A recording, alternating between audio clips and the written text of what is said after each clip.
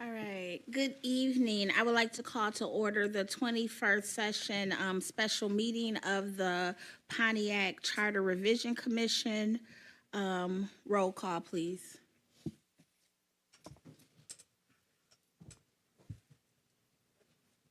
Commissioner Burrows, Present. Garrett, Killian, Payne, Present. Ramsey, Here. Stewart, Turpin, Here. Williams, Present. Ibarra. Madam Chair, you have a quorum. Thank you. Authorization to excuse Commissioners Garrett, Killian, Stewart, and Ibarra. Move. Second. It's been moved by Williams, supported by Burrows, to excuse Garrett, Killian, Stewart, and Ibarra. Roll call. Commissioner Payne, Yes. Ramsey, Yes. Turpin, Yes. Williams, Yes. Burrows. Yes. 5 yeas, no nays. Thank you. Amendments to and approval of the agenda.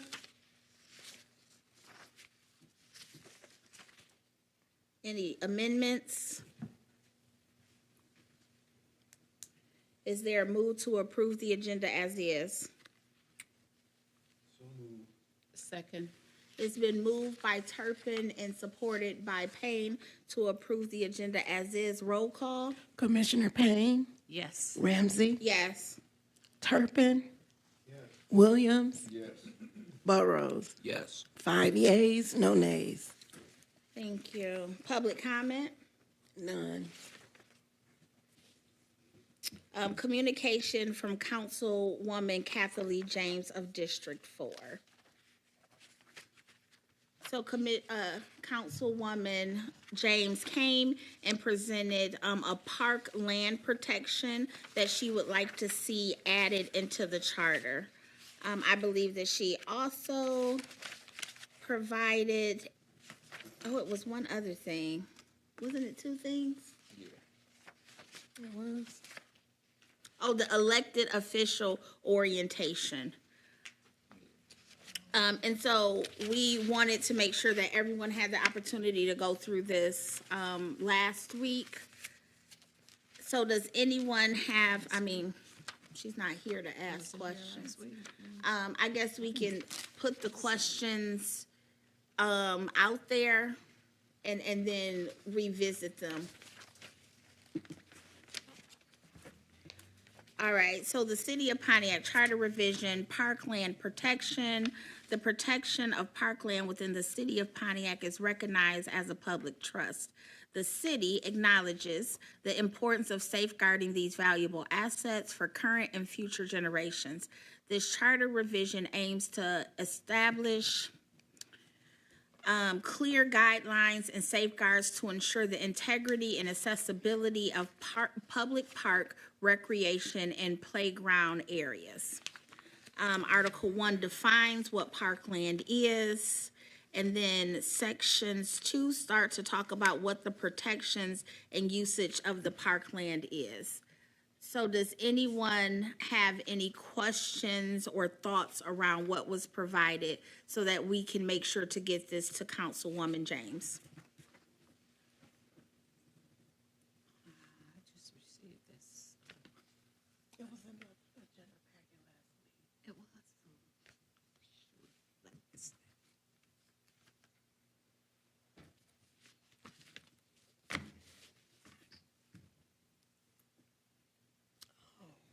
All right, we'll take a minute to review it.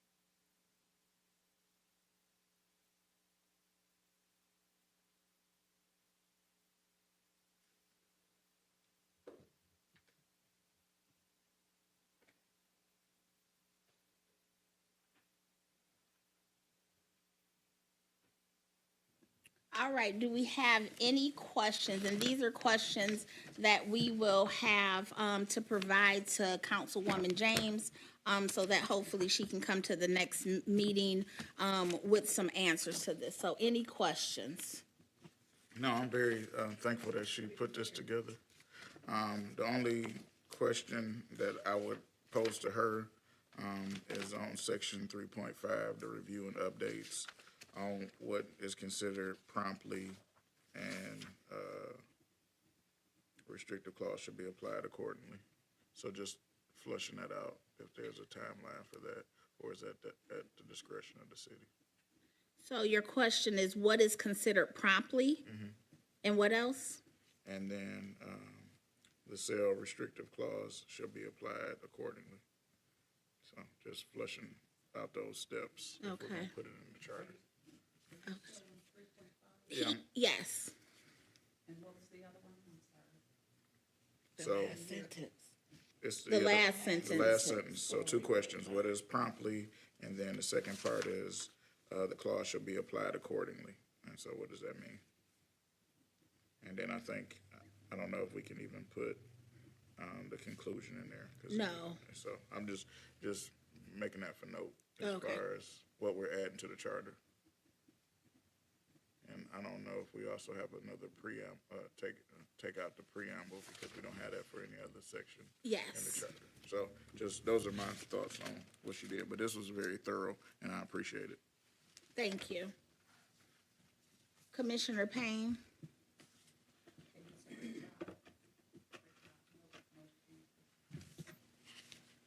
Thank you. Turpin, Burrows, any thoughts? Y'all good?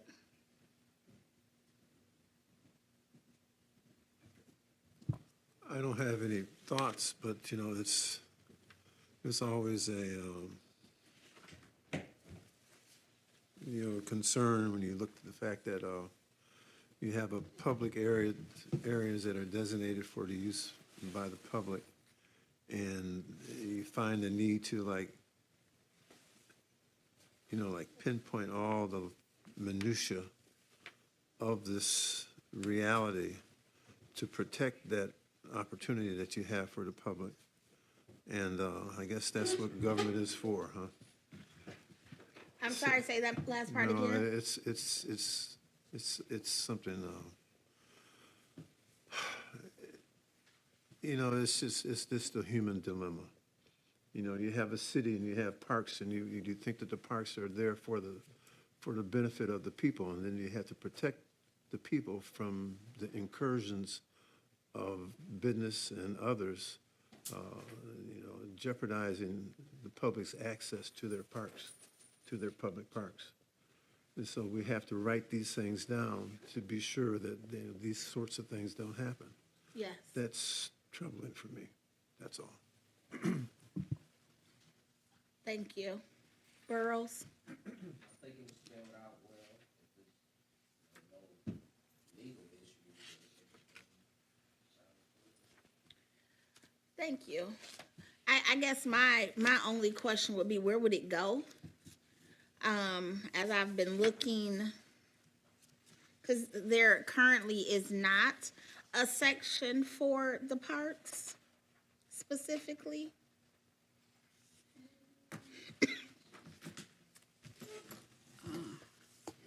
There is. Oh, there was, I should have wrote it down. I believe there's one talking about public land, I thought I read something like that. And this Yeah. other one. but I can't remember exactly where that was.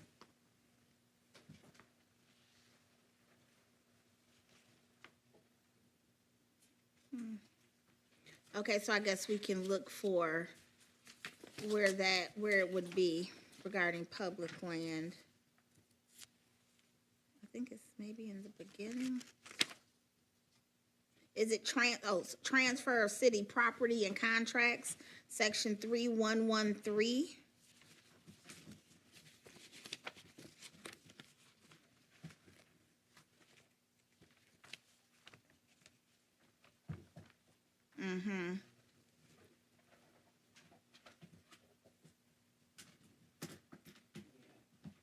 Okay. All right, we can figure out the format and logistics later. And the last one that Councilwoman James had was, excuse me. Ooh.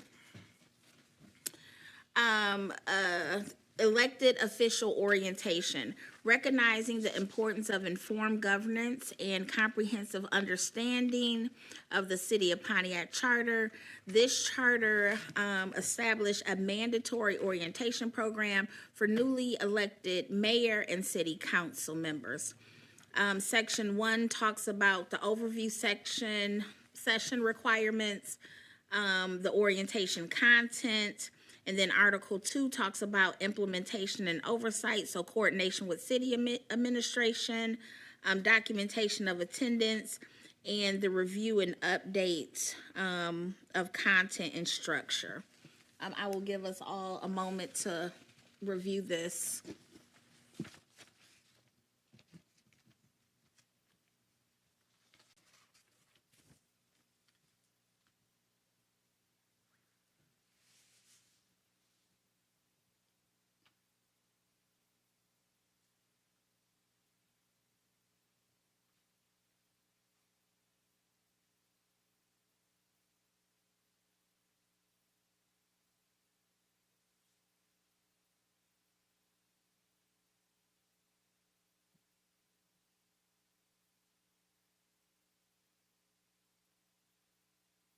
Didn't we? I thought we put something in here already.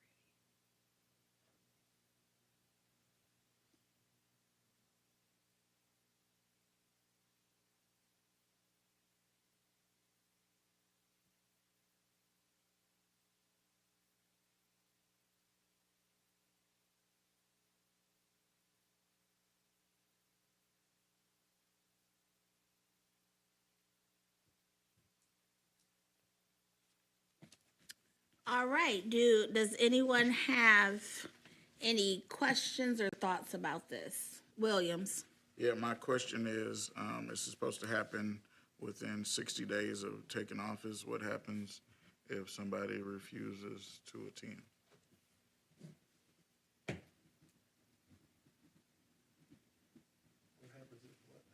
What happens, so it says that, each newly elected mayor and city council member shall be required to attend an orientation session within 60 days of assuming office.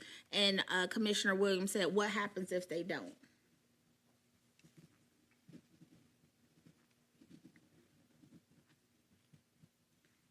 So they've been elected. And they've been sworn in. So really, there's not a lot other than fines. Well, I think this is a good question to ask Councilwoman James to see where she was going with this. This seems like something that, like, the mayor or somebody needs to answer, like, as far as having a, orientation, like, who, like a budget or something for that, like, that would be something that.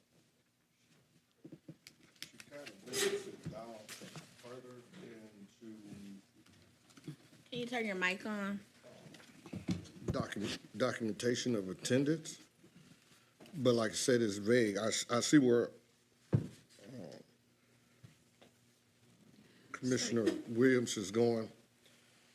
Okay, she has in here, it will be documented, but like you say, you would probably have to ask her, it is no recourse if they don't, or if they don't attend.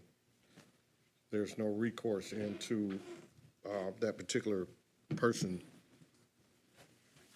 And the orientation, Turn your mic on, please. the folks that's, conducting the orientations, is that something, a paid, come out of the budget, the city's budget, or how does that work? And I'm just writing these questions down for Councilwoman James. Okay. Killian? Yeah, also, what is the budgetary implement on having this being done, far as an orientation? Do we have something like that currently? I know because we were talking about fire as doing it within 2 weeks, them being elected, and they had to do something with the clerk as far as learning the jobs, or am I mistaken? Commissioner Williams? I think that came out of that. The problem is, the only thing that I see in here is non-compliance with the orientation requirement may result in sanctions determined by the city council, but the city council can't sanction the mayor. So that's why I need to find out. The first question is, what happens if people don't attend? I mean, it sounds good, but maybe this is just something that is a best practice or should be put in the rules of the council and not necessarily in the charter.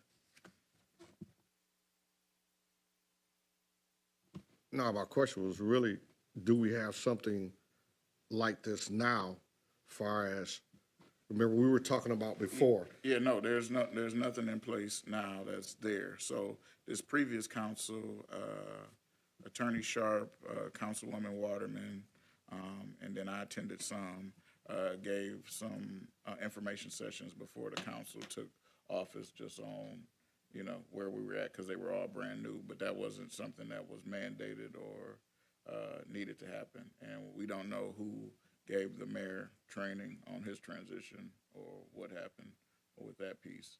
And so I think it's a good framework. I just don't know if it's worth putting this in the charter for them to train, because after people get elected, there's nothing that requires them to do anything additional. Now, you can go to the Michigan Municipal League and take classes, and that's what most elected officials do. But that's still only subject to what they want to do. So the only requirement in order for you to be an elected official is you have to be at least 18 years of age, a registered voter in the city, and then for certain positions, you would have to live in the city for a year before. That's the only qualifications. So anything additional is out of compliance with the state as far as making that a requirement for them to serve as an elected official. So that's the question that comes out of it, if that makes sense. Yeah, it does. Thank you. Thank you. Payne?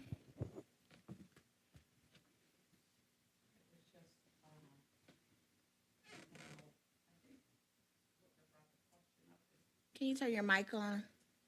Thank you. Say, I'm not sure who brought the question up in regards to if no one attends, then what happens?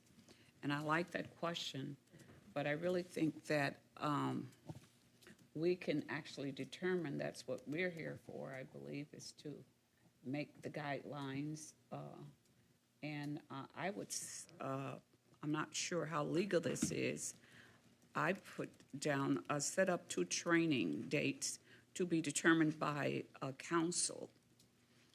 Failure to attend, and then we can discuss what the failure would be. And my thought is that they would not receive pay until they complete the training.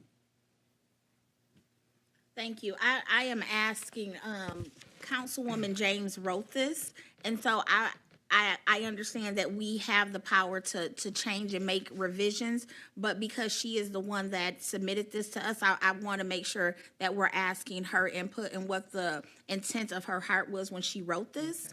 So we can you can give those suggestions when we get to that point, but I just want to make sure that we have a list of questions to provide to her so that she can answer those based on the purpose of why she wrote this. Okay. And I thought Kermit was just speaking based on experience. And I thought that he, as a former counsel, could probably answer that. So what she has in the document that says that the council can sanction, which is censor a council person, is the extent to what a city council can do to another city council person. But because there are co-equal branches of government, the city council cannot do anything punitive to the mayor in any shape, form, or fashion. So the question I asked is what happens when people don't attend? And then for you, if she comes up with an example, like you came up with an example of holding pay or something else, then that may be something that could be looked at. But I just don't know, because there's no section in here that speaks to consequences of not attending. So she's outlined what should happen, but if we're gonna put it in the charter, we need to put in what happens if this doesn't happen or isn't followed. Because the assumption would be that everybody would actually attend these orientations before they got started working on city stuff, because knowing the budget and other things would be helpful to them. But there's nothing that says that that can be mandated, because the beginning of the charter gives the rules on why people can be elected. And once they get sworn in by the clerk's office and they take office, they're able to vote on the things of the city. And so I don't know if you can say that because they didn't attend the orientation, we can restrict their pay based on that, because they could say they're duly elected, they vote at council meetings, and that's all you need in order to be paid. Madam Chair? Hold on, Payne and then Turpin. I just had another thought, because following the election, maybe we could put in here, I mean, again, based on what her recommendations would be. But one of the other things that could possibly happen is that before the swearing in, the training is done, like 30 days after election. And failure to do so, well, we can't say they can't be sworn in, because they're elected, so they have to be sworn in, right? Yeah. Well, that's not going to work. Okay. Thank you. Turpin?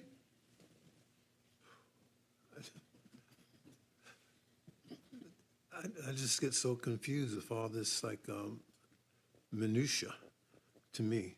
The city goes to the polls, it elects someone to be their mayor, and then this person gets in and acts, excuse the colloquialism, but acts an ass and doesn't follow the rules. I mean, how the heck did he get elected in the first place? You know what I'm saying? It's someone that's that obstinate. And so, you can what if all day long, and it's a scenario that you would hope doesn't come to pass. But the thing that gets me about this public integrity officer is that. Oh, no, sir. Oh, no, sir. We are on the elected official orientation. And we are? Yes, sir. Well, still. You gonna address that Huh? today. Well, you're talking about. No, we talking about the elected official orientation, Commissioner Turpin. What you got to say about that? Well, I didn't have anything to say about Okay, that. okay, there you go. Turn your mic off. I said what I had to say about that. Okay, well, well, turn your mic off. Anybody else got any questions about the elected official orientation? Oh, and I'm gonna give you one, and then I'm gonna shut you down there too. But we talking about the elected official orientation right now.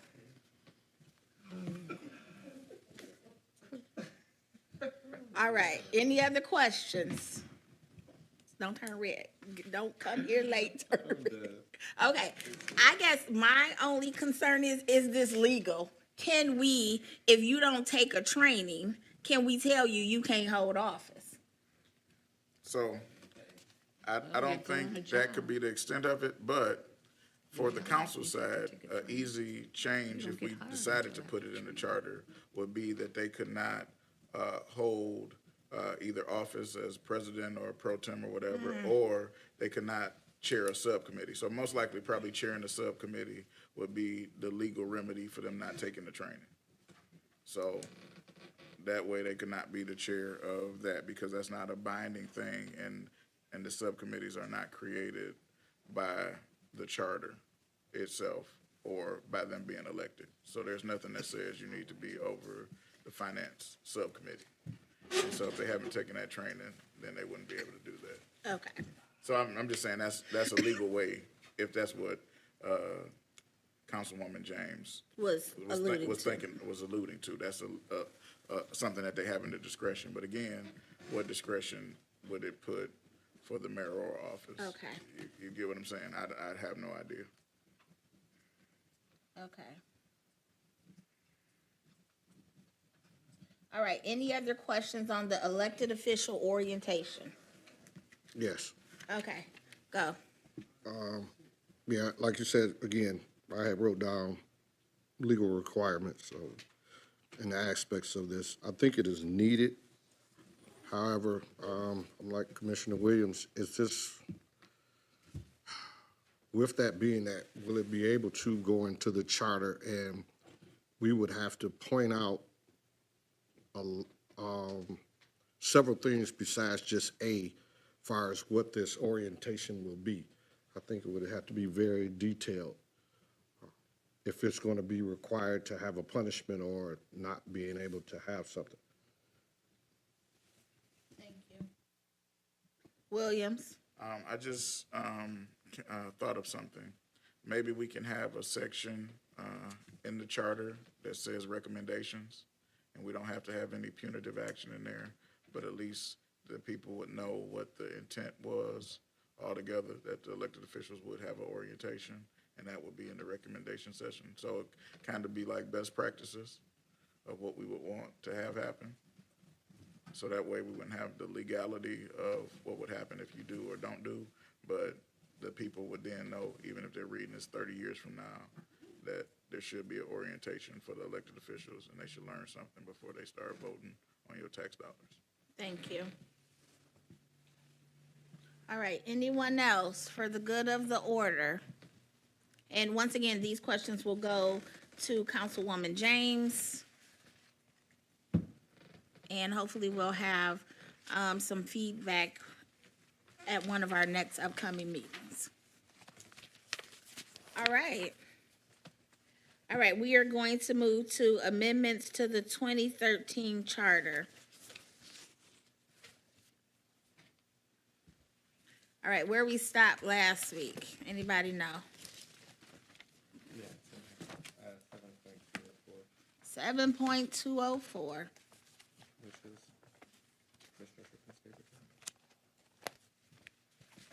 Oh wait, Commissioner Turpin, I think you got your time.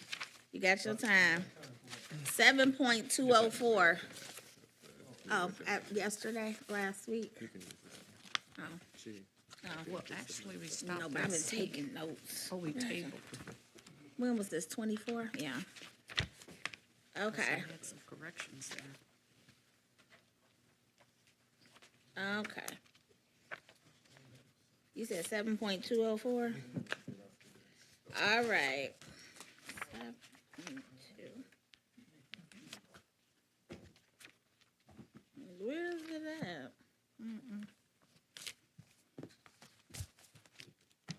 Yeah, I know, it's a lot of paper. Yeah, okay. Oh, okay. All right. You could go to page 1 on storage stuff and go through it. All right, so we are at limitations, prohibited activities.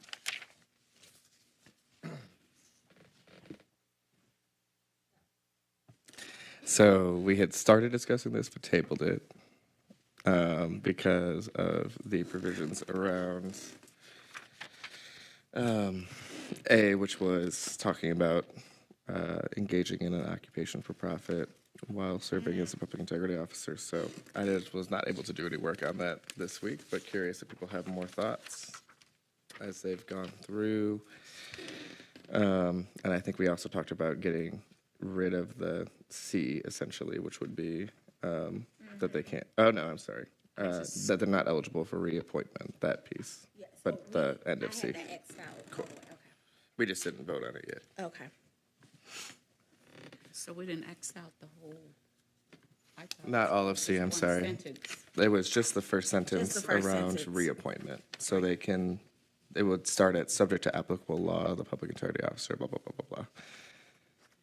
Okay, so it is limitations, prohibited activities during their term, is his or her term. The public integrity officer may not engage in occupation for profit except for teaching or hold any other government office outside of the duties of the public integrity office. So we were talking about that, and where did we land? People were filling that one out. I think we talked about having it approved by the ethics board. Having their conflict of interest forms approved by the ethics board or something like that. We So, would change this wording? yeah, Okay. so, So during his or her term, the public integrity officer may only engage in an occupation for profit as approved by the whatever board we say. What's the name of the board? ethics board. The ethics board. Period. That's what we gonna say? I would maybe say like, I do think we could note that they shouldn't hold any other government office. Yes. outside- Yeah. So can you read back that sentence? Oh, you're I'll writing type it. in Can it, you yeah. type it? And just, Yep, yeah. hold on 1 second. Hold any.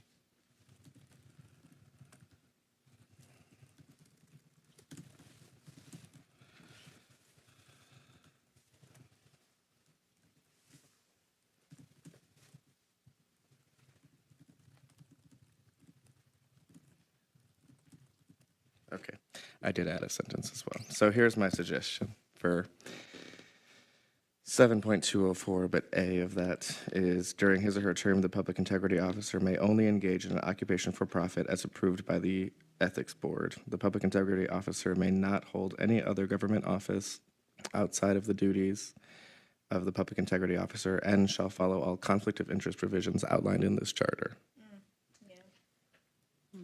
Does that solve people's thoughts? A good old thing from Payne? Norbert. Oh, I didn't raise my hand. Okay. You said yes to the changes? Yeah, okay. Yeah.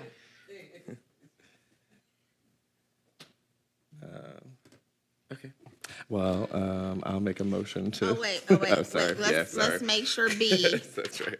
B. Yeah, sorry. It has been a long day, so my speaking voice ain't here anymore. Let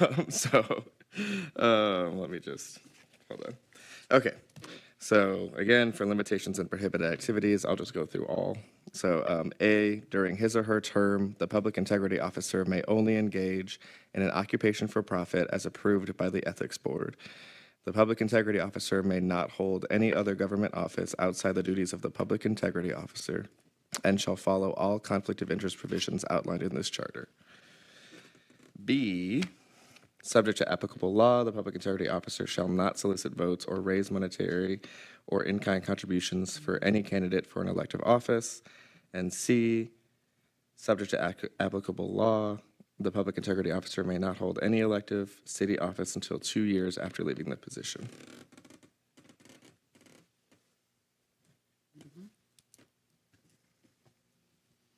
Any further discussion? Let's go, Doc. Commissioner Turpin? Yes, I noticed that a lot of these requirements are similar to what what we have as a vice mayor or Deputy Mayor? deputy mayor. You would expect our deputy mayor to have similar qualifications in order of running a city government. So a lot of the oversight that this integrity officer has to have certain qualifications in order to be able to justify his, reading of these different reports and gathering reports, presenting reports. It's like you have basically a deputy mayor and a deputy mayor. And one deputy mayor watches the other deputy mayor, and it just doesn't make sense to me. You're saying the public integrity officer is the deputy mayor? He has to have basically the same armamentarium of preparation. He has to have the same skill set. I'm looking at you like I'm confused because I am. Well, yeah, Because it's well, like, well, there could be that's the other whole thi- people that's the whole who thing. would, I have the same training as the deputy mayor. And Yeah. if I get hired at the city, that doesn't mean because I have the same trainings and could do his job. And like I said doesn't mean last, I I said become the last deputy week, mayor. I said last week, that this is a small city. We don't need 2 deputy mayors. I don't think the We duties. don't need, we need to have a deputy mayor that we trust and that we count on, and we have oversight by the city council of that person. To hire somebody else to do the oversight that the city council is supposed to be about doesn't make any sense to me. Okay. We don't have that sort of like nest egg of funds like we did back in the day. I mean, we had a hospital, airport, golf course, and all that stuff. These things are sort of like gone by the wayside, and we're operating on a different budget in the past. So, I appreciate, the oversight that's being suggested here, but I'm not convinced that if you have a deputy mayor already in place that's supposed to be the person that's watching your books, paying attention to the budgets, and then you have oversight by your city council of all this, why you have to have another appointed, elected, whatever he is, person with the same skill set watching the other person? And it just seems like too much redundancy. Thank you. Thank you. Is there a motion to approve section 7.204 as read by Commissioner Stewart? So moved. It's been moved by Stewart and seconded by Payne. Further discussion? And roll call. Commissioner Payne, Yes. Ramsey, Yes. Stewart, Yes. No. No. Yes. Yes. Yes.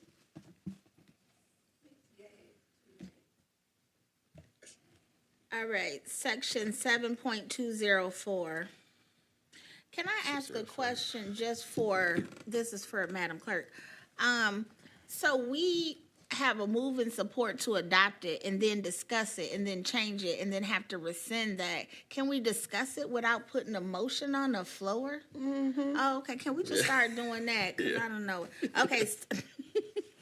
I'm gonna read Robert Rules of Order one day, not no time soon. Irrelevant at this I point. know, but.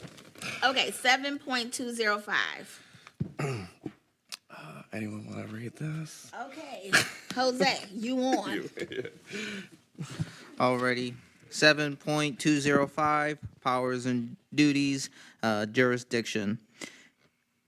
7.205A, the powers and duties of the public integrity officer and their office shall extend to the conduct of any public servant and city agency, program, or official act, contractors and subcontractors providing goods and services to the city, and business entities seeking contracts or certification of eligibility for city contracts. 7.205B, the Office of Public Integrity shall have the authority and responsibility to conduct independent and objective investigations into allegations of fraud, waste, abuse, corruption, or misconduct in the administration of city programs and operations. Can I stop you right there? Can we talk about A and B? Because I'm like, we can make changes if we need them, so he doesn't read. Yeah. Okay, so A, Stewart.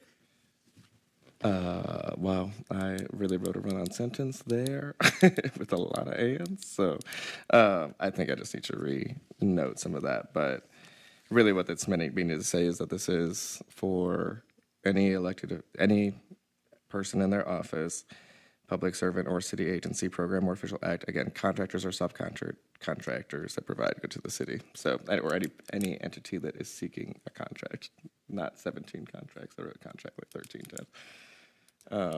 So it's meaning that, again, this is meant to be focused on compliance pieces, right, of some pieces, right? It's the fraud, waste, abuse pieces, corruption side of whatever, of the elected, appointed positions of programs, whatever.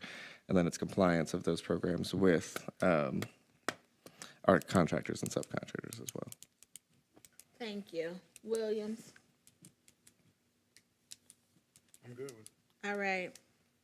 Any other thoughts or questions or concerns about A? We're going through them in real time, so speak up now. I guess my only question is, when it says, providing, the conduct, what specifically would they be looking for? Is this, I have a complaint about this contractor who I bumped into doing some work on behalf of the city who didn't have good customer service? Or is it, I don't think Scott is hiring black people and so he don't need to be a contractor?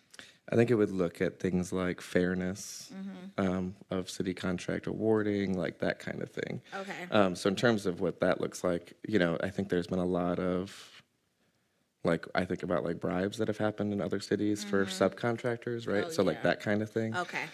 So more in that vein, which is more in the vein of like fraud, corruption, bribery, like that kind of thing. Yeah.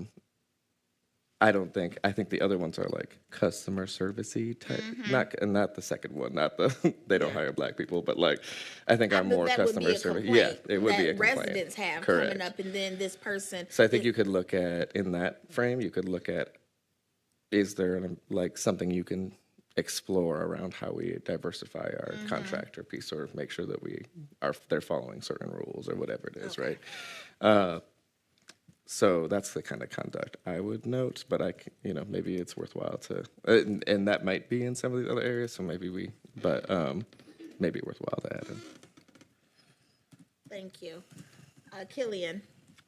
So and I think I'm hearing it, but would this subject to contractors that have done shabby work for the city? Or does that specifically have to be noted when you say conduct? I think it does. So I think in that way it would be that this person has a contract with the city, so there's provisions and expectations that are outlined in that, and if they're not following that, and that would go into that piece, right? Is that clearly this contractor? I think about, like, let's say our home repair program right now. If someone came in, they didn't do diddly squat with the actual money that we gave them. Or like, there was a contractor with like USPS who like overcharged them millions of dollars in invoices and just fraudulently did those invoices. Like, there are things like that like this person should really be in charge of, right? They can investigate and get deeper into the information about what's going on. And so I do think that that's important, right? Because if the city is giving you money, then you need to be doing the expectations that are outlined in the contract. Some of that is on legal to make sure that the contract's there. So it is a collaboration in some ways, right? But the compliance side of that is they can look at that and make sure that they're following what was outlined. Does that make sense? Yes. Yeah. Again, my brain is a little foggy today, so. No, I just wanted to make sure if it was some work like that done and was shabby, this is department or the person that I would initiate this complaint or thing too. Okay, thank you. Madam President? Yes. Currently, we don't have a an integrity officer. So these sorts of like malfeasance by contractors probably has existed in the past. What would have been the city's posture in the past, not having an integrity officer, in terms of a contract being brought to the government's attention that was having some problems like that? I'll ask. Oh, thank you. Go ahead.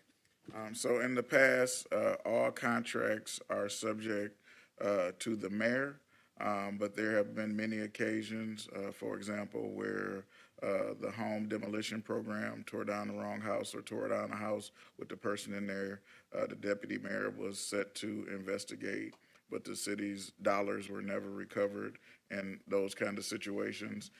For example, one of the things that is missing in the clerk's office right now is contracts from the year, I believe, 2020 and 2019 that were signed and executed. If you look at the 213-page audit, there was numerous occasions where contracts were voted on by the city council and then later changed by the chief executive officer of the city, and then those people got paid, just to outline a few. So in the short answer, they're supposed to be investigated by the mayor, but if that doesn't happen, there is no contract compliance office currently in the city to handle that. That's for me? That's for you. Oh, thank you. Madam Chair, that's just simply disgusting.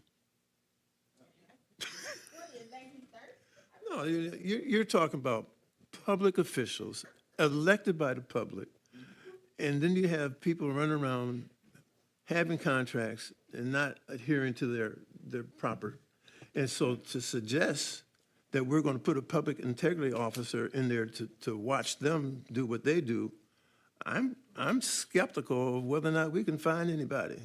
Now, you didn't went from we don't need Well, it what's to what this I'm is trying to say. redundant to What we I'm- can't what I'm find trying to nobody. say- Miss what I'm trying to say Commissioner is Turpin, We I'ma better take get your we mic. better get a public integrity officer to watch the public integrity officer too. I did not do drugs today, sir. What? No. We need this, and It goes Commissioner on. Williams just gave you a The perfect human example. condition is a strange animal. Okay. And okay. I don't know that we can legislate everything that we would like to legislate. Can I have a point of privilege? Hopefully we'll put people in position No. that Can I will have- handle can I their have a point business. of- Can I have a point of I'm privilege? scared that the public integrity officer might need to have somebody to watch him too, or her. Sorry. Thank you. So- Point of privilege. Go ahead. Yeah, so Dr. Turpin, you have already voted no on the public integrity officer. The body as a whole has voted to have one. So for the construction of this meeting, we need to figure out how we make this office as good as possible. It already exists in the charter. If we don't put any teeth to it or any language to it, it's still going to exist because we already voted for it. I want to keep my point out in the air there. You don't have to worry about that. We have it. We have your point, sir. Thank you.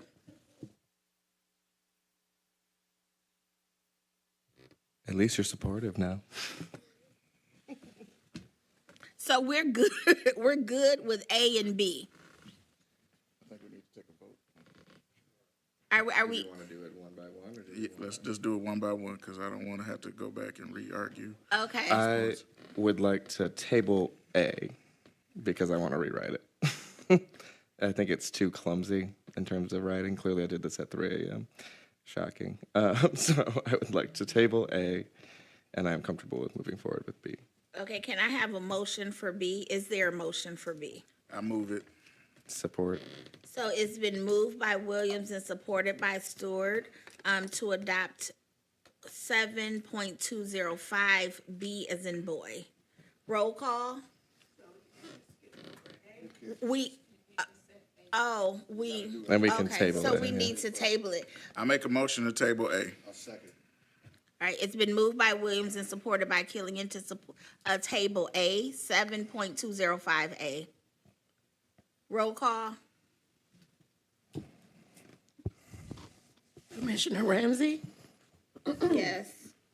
Stewart, Yes. Turpin, No. Williams, Yes. Ibarra, Yes. Burrows, Yes. Killian, Yes. Payne. Yes. 7 yeas, 1 nay. Thank you. Hey. I make a motion.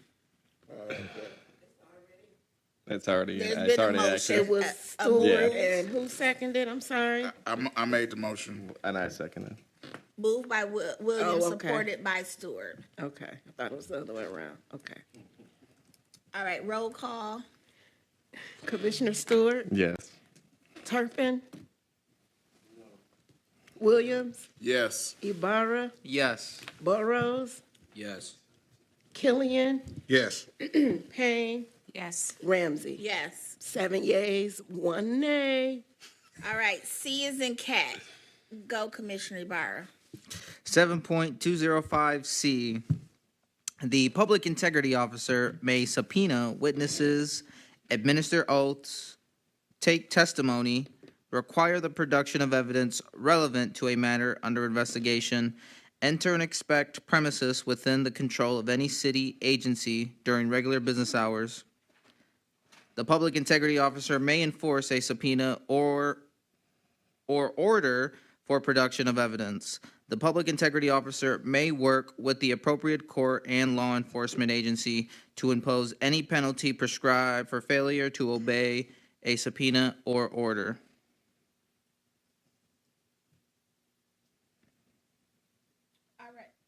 All right, any questions, thoughts, pushback? Payne? Yes. I'm wondering, how can we cover, normally, I mean, from the federal down to the city, when one leaves office, a lot of materials that belong to the White House or to the state or to the city sometimes kind of get packed with a lot of other things. So I inserted where it says take testimony, inserted subpoena residential search, added that. Okay, can you read that, please? The complete.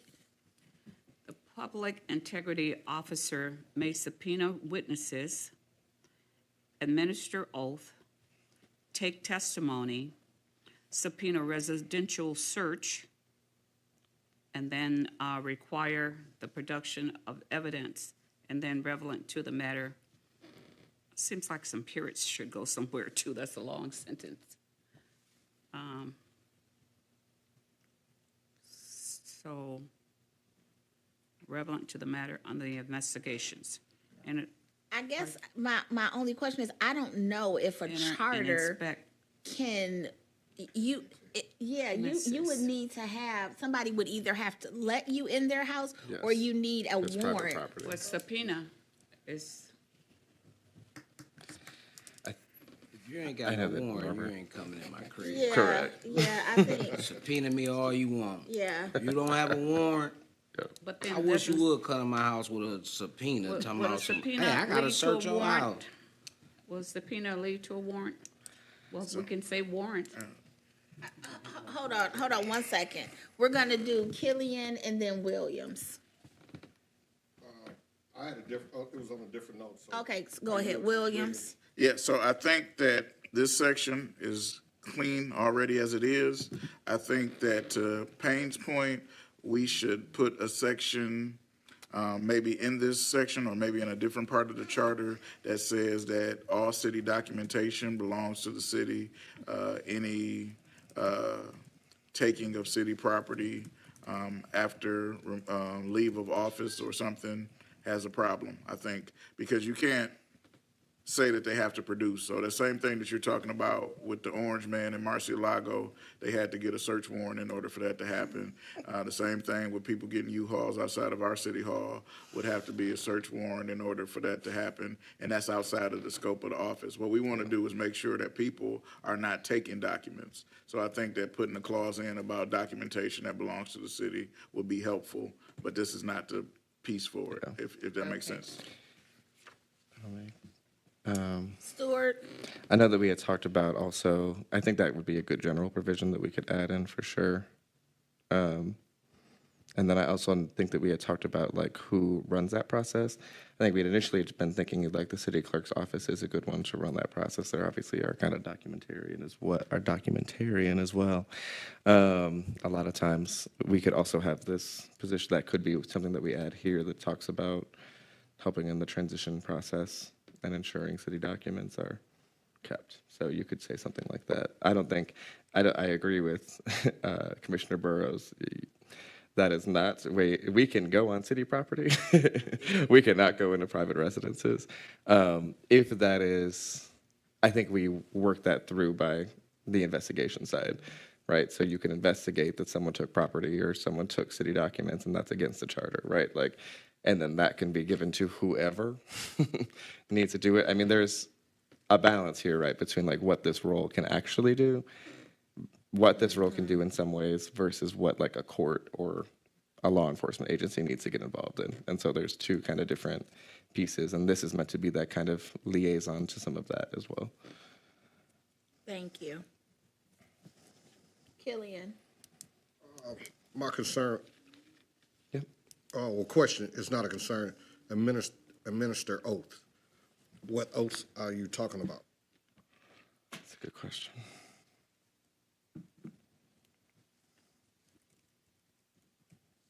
I'm trying to remember. I'm trying to go back in my brain and remember where that.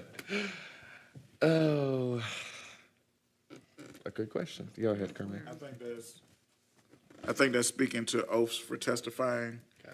So if you look at the provision of the original charter with the city council, that gives them the same power to subpoena and also take oaths if they compel somebody to come to a council meeting in order to do it. So I believe that's where it comes from. Thank you. Yeah, that makes sense.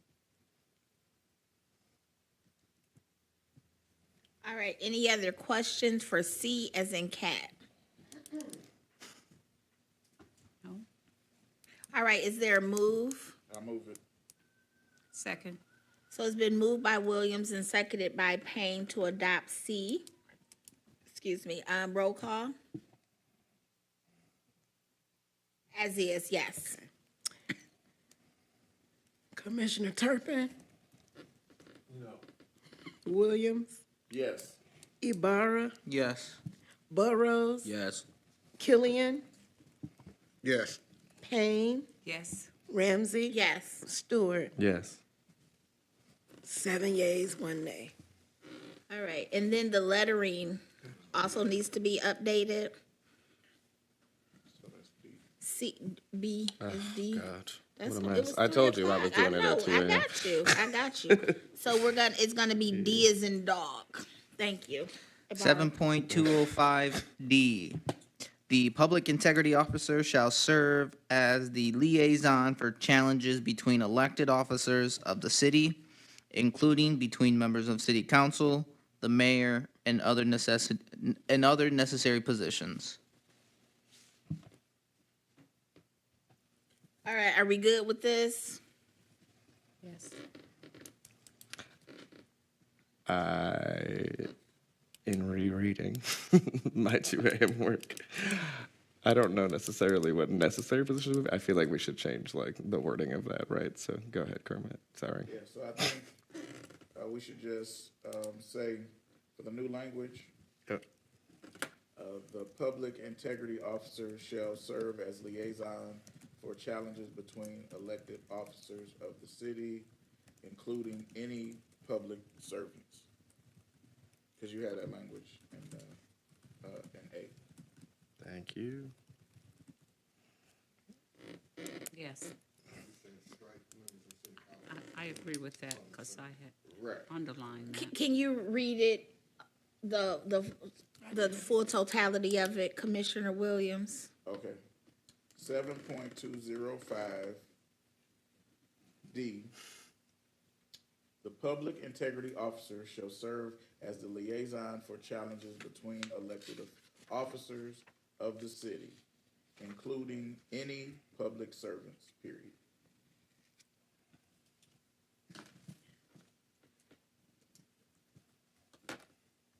All right, any thoughts, questions? Is there a move? Oh, I move it. Second. It's been moved by Williams and supported by Stewart. Roll call. Excuse me, Commissioner Williams? Yes. Ibarra? Yes. Burrows? Yes. Killian? Yes. Payne? Ramsey? Yes. Stewart? Yes. Turpin? 7 yeas, 1 nay. All right. E. 7.205E. The Public Integrity Officer shall provide oversight of the Board of Ethics, including providing necessary documentation, agendas, and other necessary information for effective operations.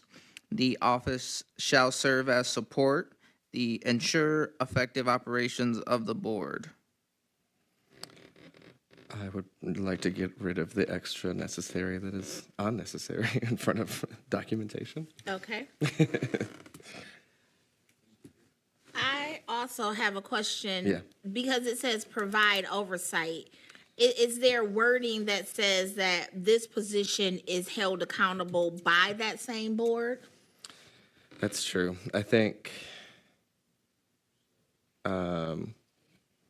my intention, I think so, maybe I'll talk about that on this, is that they will really be, I think maybe it's that we just change it to provide support for operations of the Board of Ethics. I think it's a good staff position that can liaise with that group, but I do think that, yeah, as we talked about before, we want them to provide oversight, but I think we need to explore that as we get to Board of Ethics, maybe. Okay. Too, on that, but I think we can change this to provide support instead.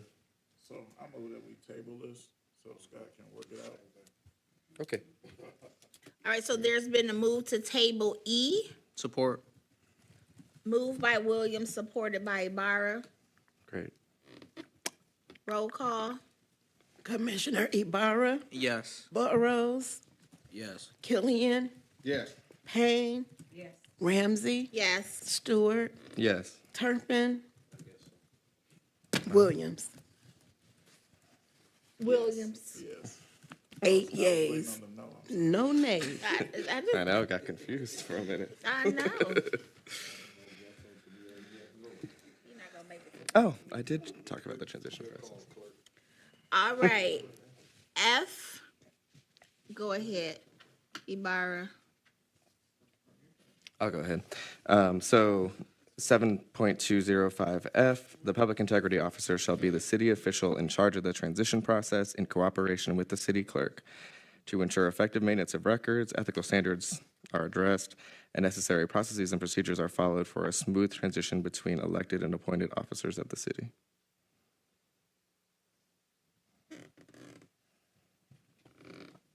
Williams. Yes, I like this, and I think this may be the place to add and ensure that all city documents are retrieved Yep, I think that makes sense. as the bottom language. So the new thing would read, the Public Integrity Officer shall be the city official in charge of the transition process in cooperation with the city clerk to ensure effective maintenance of all records, ethical standards are addressed, and necessary processes and procedures are followed for smooth transition between elected and appointed officers of the city, and ensure all city documentation is retrieved during the transition.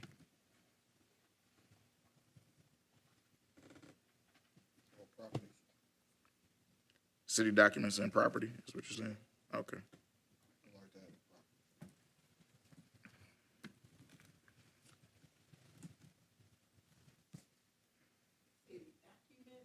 And property. I agree with We're gonna that. reread it. Well, hold on one second.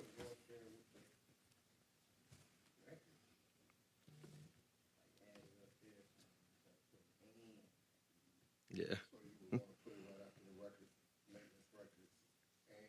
And documentation. Documentation and property. Documents and property. Okay, go ahead and read it, whatever y'all got. So read it up. Good. Read the whole thing, or Commissioner Burrows, can you read the whole thing? Is your mic on, sir?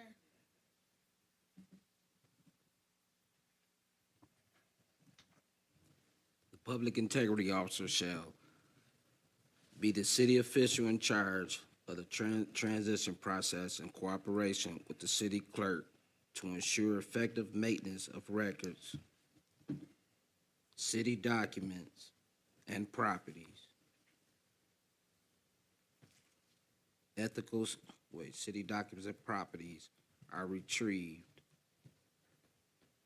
Ethical standards are addressed, and necessary processes and procedures are followed for a smooth transition between elected and appointed officers of the city. During transition. No, you don't need the transition, that's good. Okay.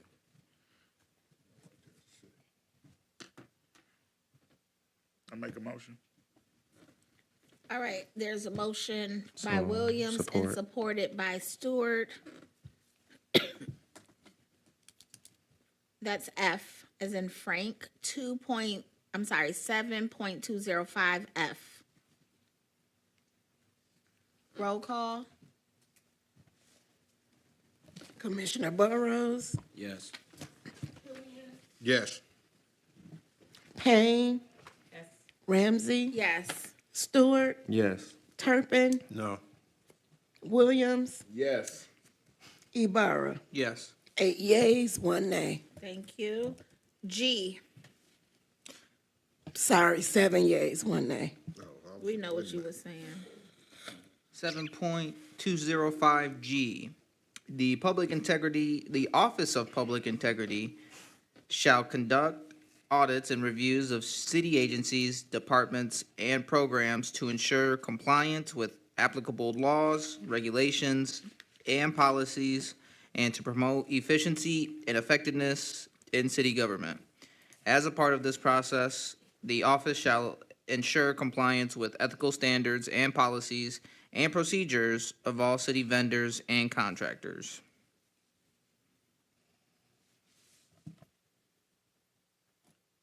Any feedback, thoughts?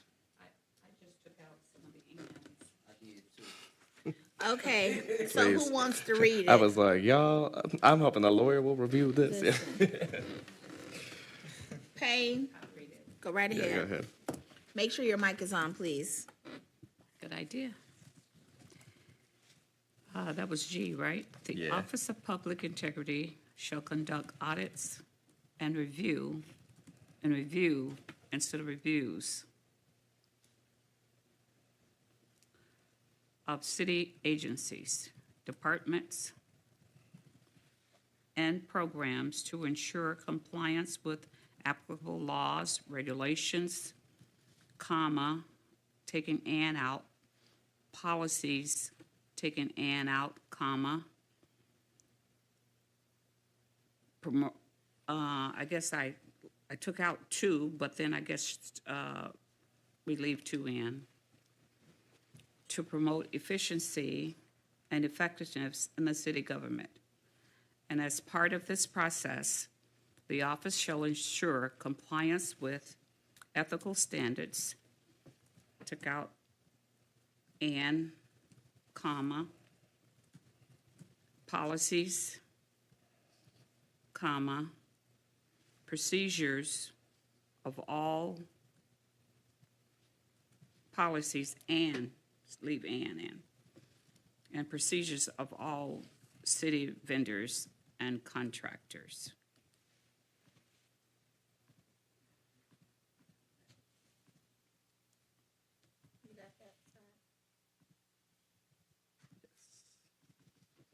Yep.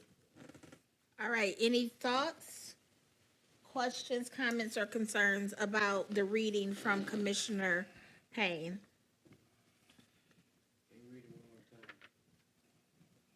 Scott, can you read it? Yes. The Office of Public Integrity shall conduct audits and reviews of city agencies, departments, and programs to ensure compliance with applicable laws, regulations, and policies to promote efficiency and effectiveness in city government.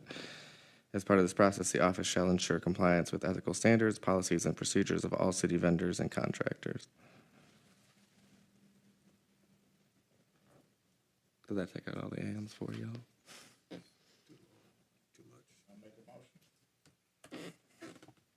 Second. There's a motion by Williams, seconded by Payne, to approve 7.205 G is in George. Roll call? Commissioner Killian.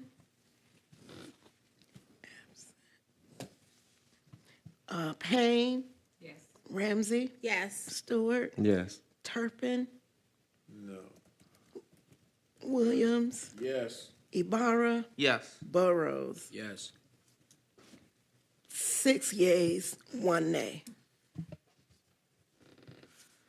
7.205H.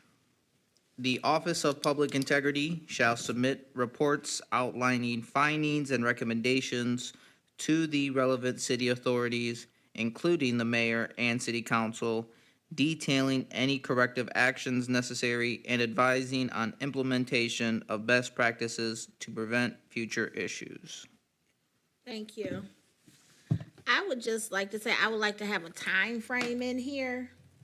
So like within 2 weeks of the last finding or something like that, but just to put some, so it's not something that's pushed off and hanging for a long period of time. I don't know what that time frame should be. I say 2 weeks, it could be a month. I'm thinking about the Maybe. audit maybe.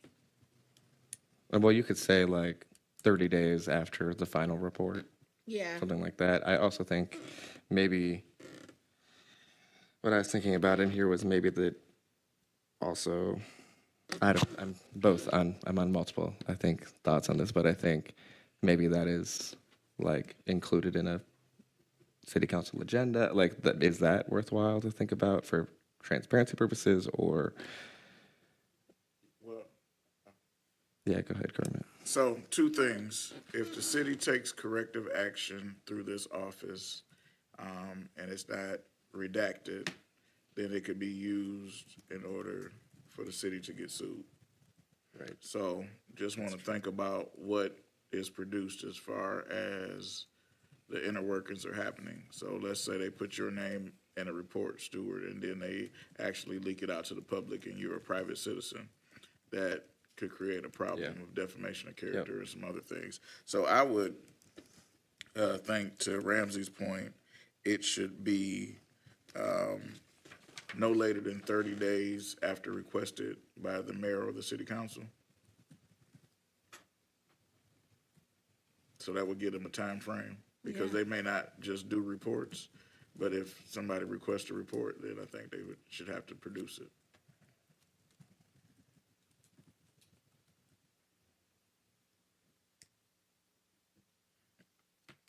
But some reports may take a day to turn around, if it's as simple as an email or something.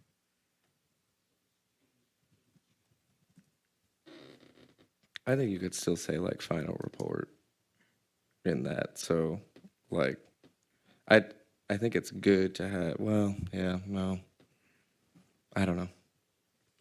What I'm saying is, we can't think of what rises to the level of something having Right. a final report. Correct.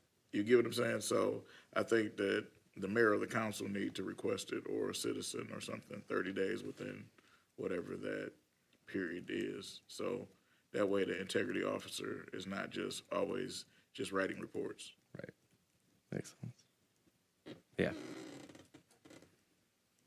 Because if they're actually investigating, you don't really want them having 150 reports or having a report every Tuesday on things that are happening.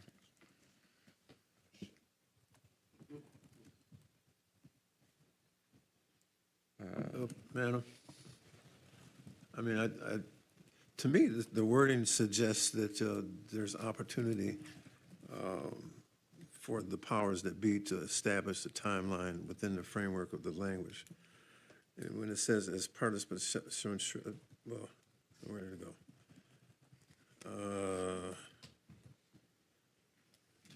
Advising on the implementation of best practices to prevent future issues. So, they can offer advice to the powers that be, and the powers that be decide on the timeline. That's true. That's the way I would read it, interpret it. But I still don't like it. Thank you for your good feedback. Williams? Yeah, And then Burrows? No, I understand what Dr. Turpin is saying, but that suggests that there is a report available. So the way it reads is that they shall submit reports outlining findings and recommendations, but there's nothing that speaks to when those reports are submitted. And then it says advising them on the implementation of best practices or the corrective action that was taken. So if there was never a prescription, then there's no diagnosis. I mean, if there's never a diagnosis, then there's no prescription. And so we need to have a time frame with the diagnosis in order to get the prescription. Dr. Turpin.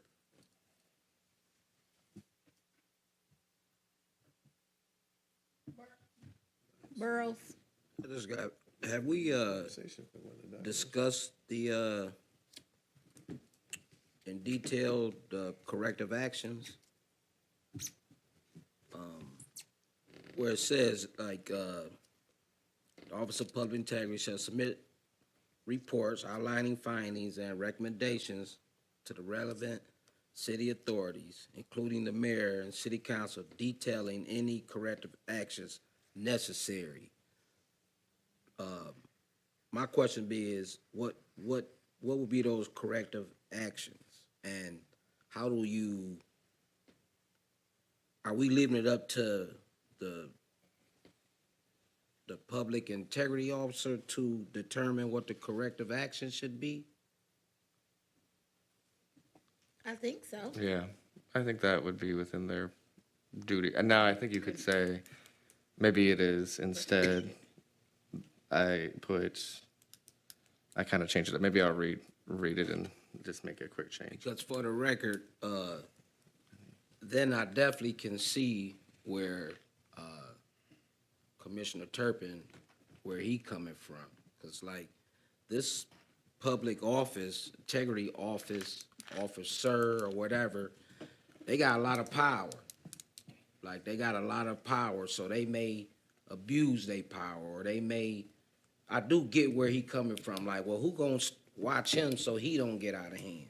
So I do, for the record, understand that. And just as far as them having so much power to where they're the ones who recommend corrective action, like that's something like the corrective action will have to be something that's voted on or something like that. Like I wouldn't leave it up to him or her or that off, to say, well, he deserved this.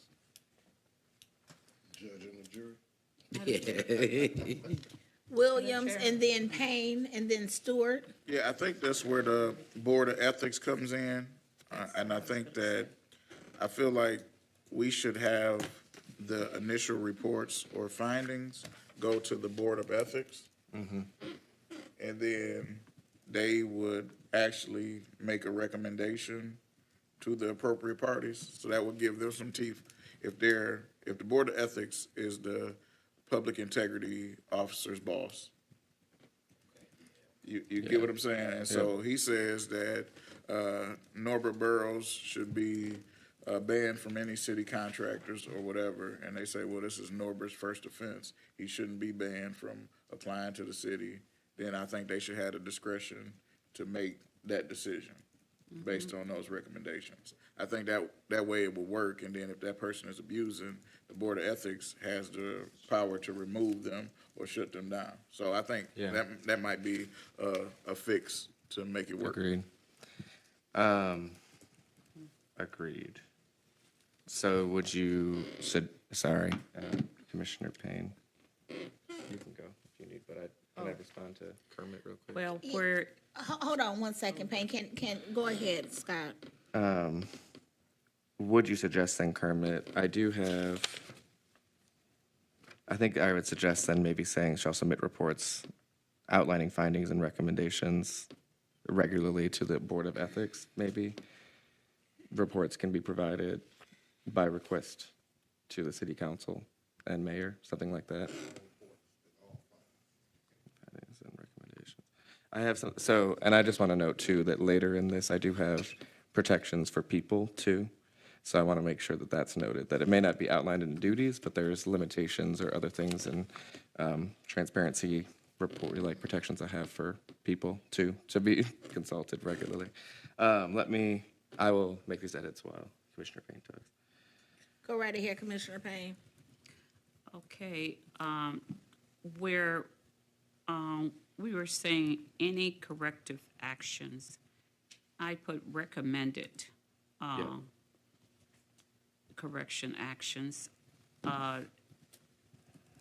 to the ethic board. I agree Board with of that. Ethics, or, yeah. I concur. I think what, They can recommend what, they would like to see done, but the yes. board would have to actually vote on that. So here's what I changed it to, and I incorporated that as well, Commissioner Payne. The Office of Public Integrity shall submit reports outlining findings and recommendations on a regular basis to the Board of Ethics and may provide reports as requested by City Council and the Mayor. The process shall detail any recommended corrective actions and advise on the implementation of best practices to mitigate future issues.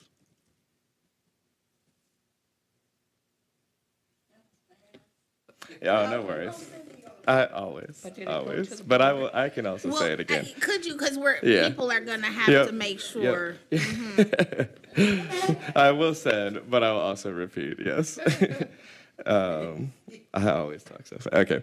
The Office of Public Integrity shall submit reports outlining findings and recommendations on a regular basis to the Board of Ethics and may provide reports as requested by City Council and the Mayor.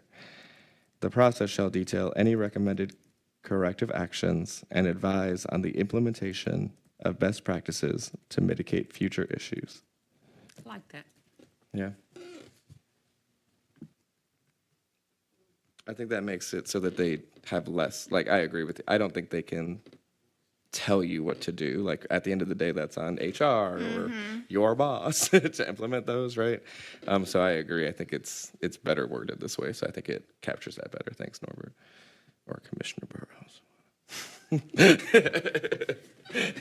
Any other comments, Payne? Well, I just have a question, but it's not about this, but it's about the Board of Ethics. Okay, we're not there yet. Oh. When we get there, they have their own chapter. Okay.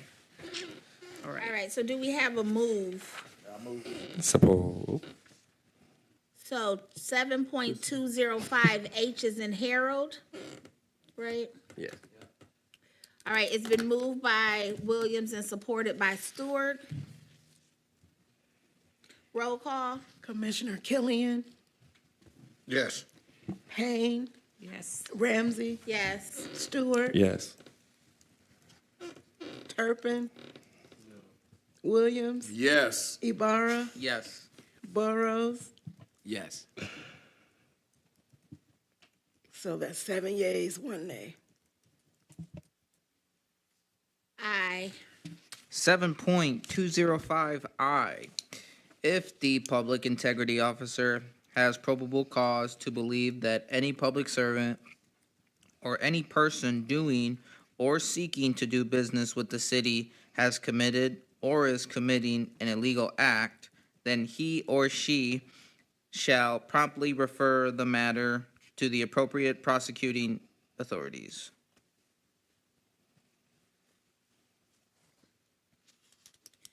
Discussion. By a legal act, maybe we define in relation to city, I don't know. Williams. Yeah, I think it should stand as is. The prosecuting party will determine what the gravity. I don't know, but anyway. That's what came to my mind, I don't know.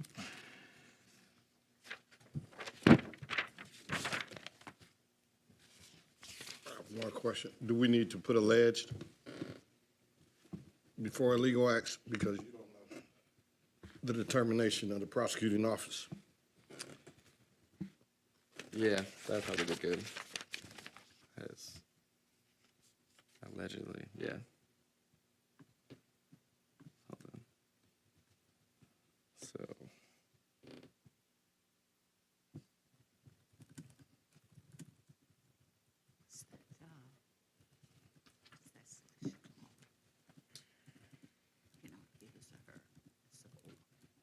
So I think if the public integrity officer has probable cause to believe that any public servant or person doing or seeking to do business with the city has allegedly committed or is committing, or is allegedly, I don't know, I can word that, I guess. Allegedly, I feel like the allegedly, yeah. Or is alleged to.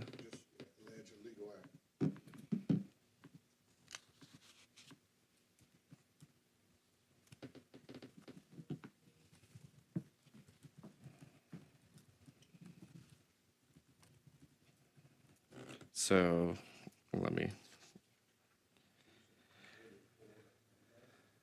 I think I just changed it to alleged. So, if the public integrity officer has probable cause to believe that any public servant or any person doing or seeking to do business with the city has performed an alleged illegal act, then he or she shall promptly refer the matter to the yada yada yada. You gotta read the whole thing. I'm sorry. That's fine. Shall promptly refer the matter to the appropriate prosecuting attorneys. Authorities, sorry. Yeah, not attorneys, thank you. Madam Chair? Oh, hold on 1 second.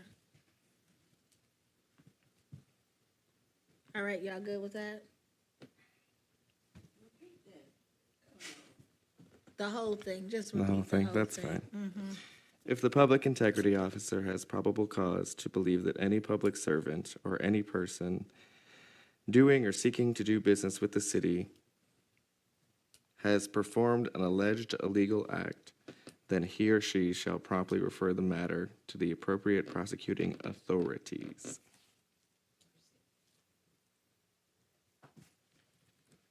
Turpin, Excuse me. Yeah, that language is appropriate for anybody in the city if they feel that someone has committed an illegal act to report to the authorities, right? And that's basically what you're trying to construct. There's an opportunity for anyone that has a complaint about business being done inappropriately that they can report it. And so that's fine. thank you. Are Thank we you. micromanaging what this person is supposed to be doing, or? No, you're good, thank you. Okay. All right, is And there, me as Joe Citizen, I'd like to be able to report something I thought was illegal too. Right, yeah, you can, true, you can report anything. thank you. Is there a motion? There's a move Support. and a support. It's been moved by Williams and supported by Stewart to adopt I as read by Commissioner Stewart. Roll call. Commissioner Payne. I is what we're voting on right now. Yes. Ramsey, Yes. Stewart, Yes. Turpin, Yes. Yes. Yes. yes. Yes. 7.206, independence, retaliation, confidentiality, and immunity. Go, Stewart. We can tag team. Yeah, how about that? Okay, I'll start with A. Sorry. You can start with A, I'll do B. 7.206A. The public integrity officer and their office shall operate independently from other city agencies and officials in the performance of duties to ensure impartiality and objectively in investigations and audits. Thank you. Thank you. Thank you. Discussion? I would maybe just at the end of the sentence, or as an additional sentence, would just say the position reports directly to the Board of Ethics. All right, if you could reread that for the record. Sure. Hold on.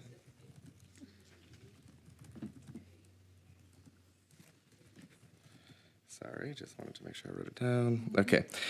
The public integrity officer and their office shall operate independently from other city agencies and officials in the performance of duties to ensure impartiality and objectivity in investigations and audits, period. The position or the office reports directly to the Board of Ethics, period. Thank you. Discussion.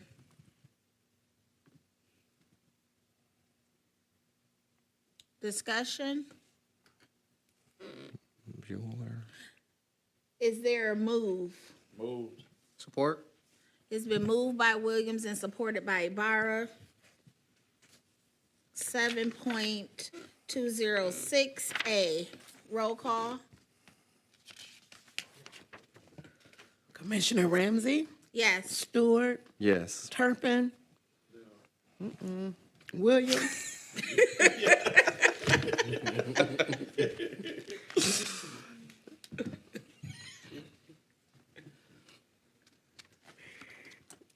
Williams. Did you? Oh, I'm sorry. She done threw herself off. Yes. Yes. Yes. Yes. All right. Motion passes.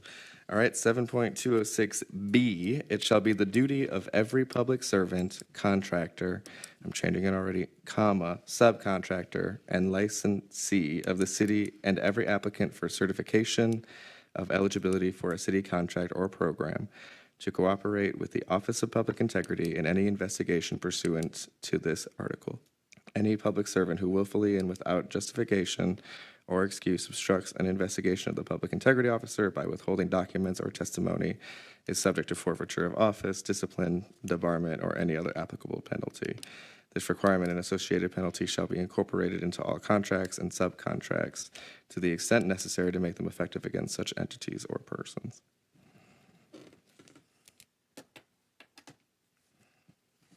Any discussion?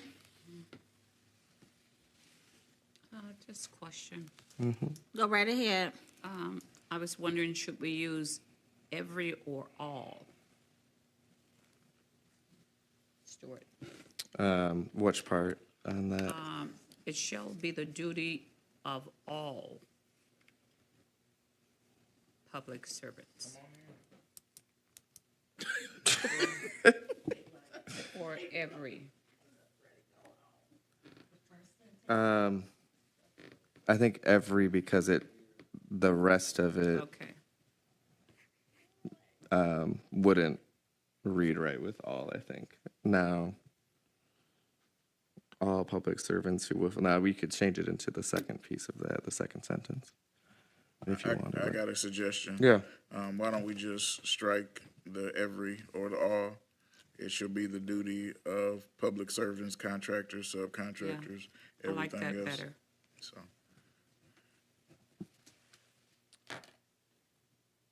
That sounds good. And have the subcontractors instead of and, Yeah. comma. Yep. That one I changed in my head.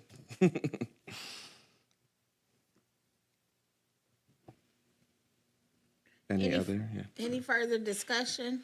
You want the shot? Did you want the No, shot? I don't want the Oh, okay.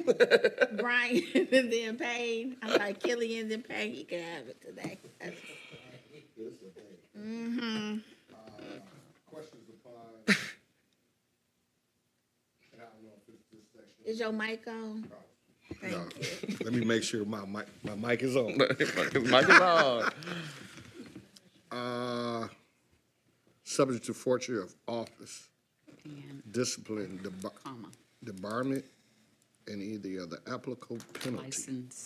How licensee. will they be able to enforce that? Yeah, I was thinking the same thing. Subcontractor, Killian. comma, If it's gonna be, you're gonna step into a legal term situation where you can, that particular person can do that, or, so that's where, and I don't know if you wanna remove that or, for Well, certification. Well, hold on, we have a suggestion. Put your mic on. Okay, yeah, put your mic on. Thank you, Madam Chair. Thank you, Madam Chair. We got about 5 chairs today. So, yeah, my suggestion is that the language in that sentence read, after documents or testimony is subject to any penalty described by law,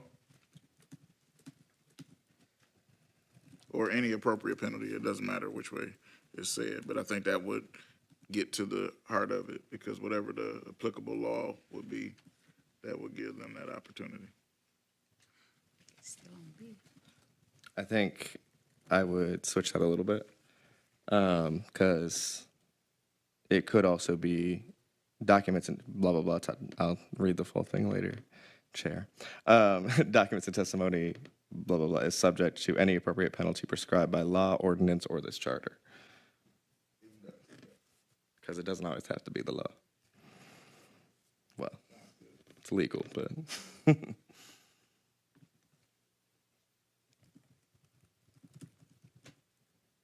Any further discussion?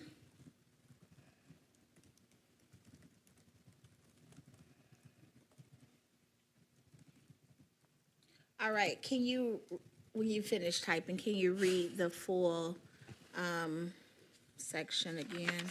Sure. Yes, let me just. Okay. It shall be the duty of public servants, contractors, actors, and licensees of the city and every applicant for certification of eligibility for a city contractor program to cooperate with the Office of Public Integrity in any investigation pursuant to this article. Any public servant who willfully and without justification or excuse obstructs an investigation of the public integrity officer by withholding documents or testimony is subject to any appropriate penalty prescribed by law, ordinance, or this charter.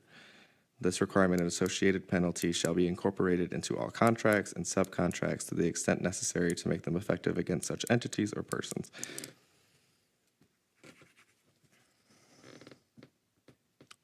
The only final suggestion I might make is it only talks about public servants, but I imagine that we would want to repeat essentially like any such entities who willfully and without justification obstructs, yada, yada, yada, because we talked about public servants, contractors, yada, yada, yada, like all those entities.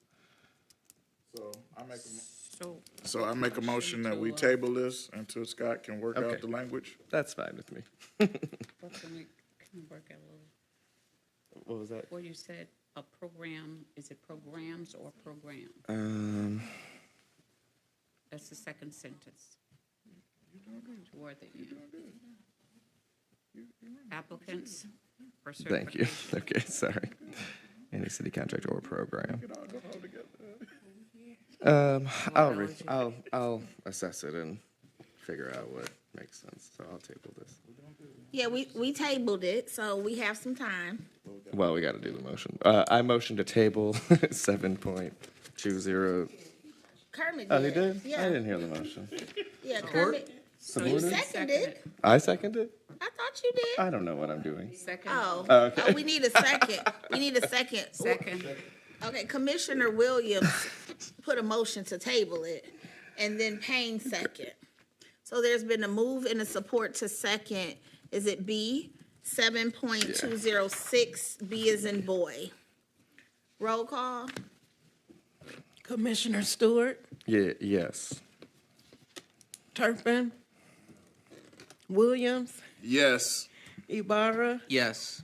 Burrows, Yes. Killian, Yes. Payne, Yes. Ramsey. Yes. 7 yeas, no nay, 1 nay. Make sure you get that nay in there. C. I can read this. Let's say real quick because I got some immediate suggestions. Okay, 7.206C. No person shall retaliate against, punish, or penalize any other person for complaining to, cooperating with, or assisting the public integrity officer in the performance of his or her duties. Any person who violates this provision shall be subject to a fine of not less than 300 and not more than 500 for each violation and any other penalties under applicable law. I believe the reason that I added in the fines in here is because it could very easily be a city council prerogative to say, what fines? We didn't pass an ordinance with fines, and get themselves absolved from that, right? So I do think it is, whereas most times I'm like, let's do that to ordinance. I think this one might be one where we actually add in the dollars. And then the other thing I'd note is under applicable law, ordinance, or charter, because I think I like adding that in now to everything. Go ahead, Kermit. Yeah, I think that after the word penalize, it shouldn't be any other person, it should just be any person. And then, or entity for complaining. So for example, there's contractors that work for the city and they may report somebody being abused for their power. And I think they should get the same fair treatment. Yep, makes sense.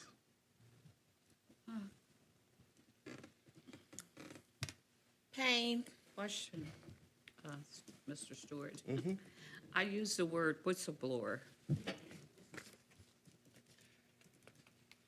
Yeah, it is a whistleblower, yeah. I think you could probably note, no? no, I'm sorry, go ahead. I think you could note that this is subject to, like, you could maybe say this is subject to whistleblower provision, policies and provisions and policy. This is subject to whistleblower protections. This individual or entity, this person or entity is subject to whistleblower protections. There's an article on that. Something like that.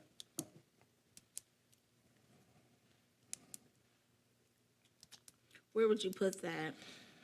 I think it should be added because Yeah. whistleblower laws are prevalent in our, it should be in the handbook. So I think this would be an important part to have in here.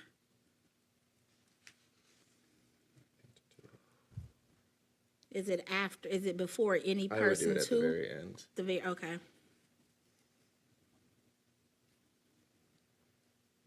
I can read it, but it seemed like other people had thoughts.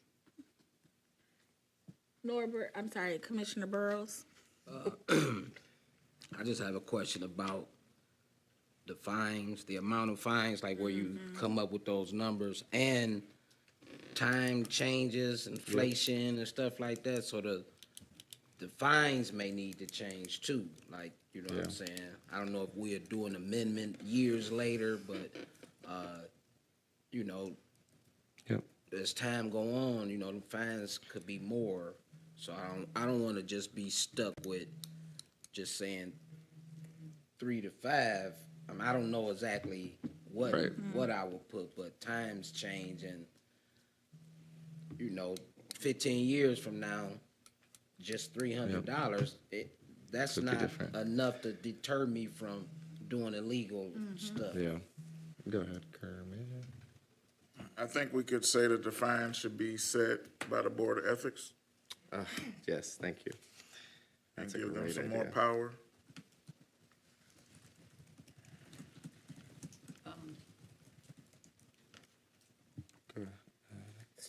Payne? I just found the whistleblower, the Michigan Whistleblowers Protection Act. And that's, so we could put that in parenthesis, 469P. Commissioner Stewart has added it. He'll reread it. I don't think we need to put the provision in because it's saying it's referencing that. Oh, okay. Because if we put that in, then we would have to have an Okay. appendix. So So then we would Commissioner say Stewart, the, when you finish, can you please reread it? You bet. I'm not calling on you. I'd like to didn't hear that acknowledge it. whistleblower act. That would help me. Can you text him the link, please? You can read it, just read it while he doing that. Yeah. oh, I got rid of it. Oh, okay. You could Google it, Commissioner Turpin, on your phone. Yeah, but I don't have internet. Oh, okay. Well, you know what? I'll copy paste it and send it to you. I Thank just found it you. again. There you go. So, No, and I didn't even call on you.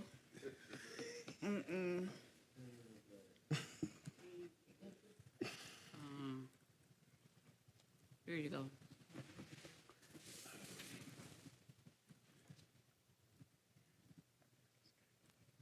You can size it up and down as you need it. This one had a lot of changes. That's okay, take your time.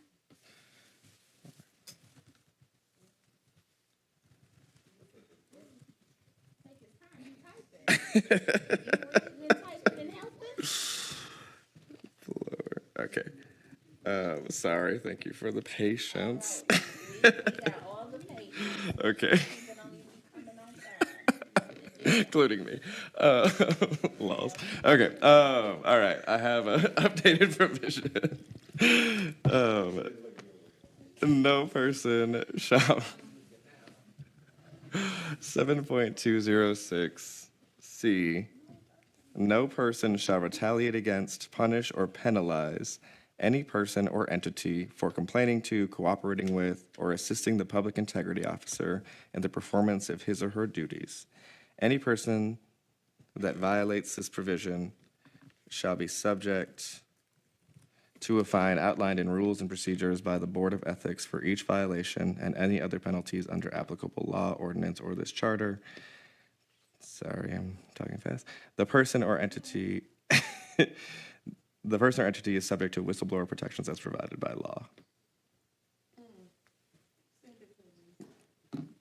Do you want me to read it again? Please. Yeah. Yeah, yep, no problem. Okay, Thank you. wait, all It right. was recording. We were Okay. recording it. Are we listening? Everybody listening, except Turpin. Turpin don't listen. Everybody else listen. Turn your mic off, Turpin. You don't even need it. Okay, go Stewart. Okay. 7.206C. No person shall retaliate against, punish, or penalize any person or entity for complaining to, cooperating with, or assisting the public integrity officer in the performance of his or her duties. Any person that violates this provision shall be subject to a fine outlined in rules and procedures by the Board of Ethics for each violation and any other penalties under applicable law, ordinance, or this charter. The person or entity is subject to whistleblower protections as provided by law. The person or entity is subject to whistleblower protections as provided by law. Michigan state law. Do you want to say Michigan state law? I wasn't sure if there was federal laws that. Oh, I it don't might wanna- be. I don't Yeah, want to limit, maybe. yeah. But is there another It federal should, law it's, that? there are federal whistleblower. I don't want to like deny something from the Department of Labor. There is something. Law or regulation, maybe. is what I'm Yeah. saying. Okay, I move it as Stewart read it.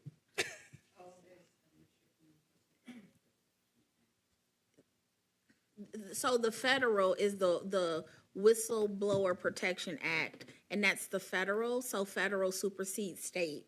So we'll just have you could say the Whistleblower Protection Act, because that's the federal name of it.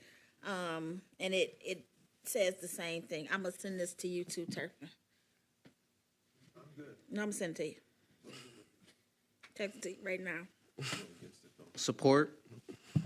It was moved You don't by like whistleblower Williams protections? and supported by Ibarra. Look at that. Any discussion? Roll call.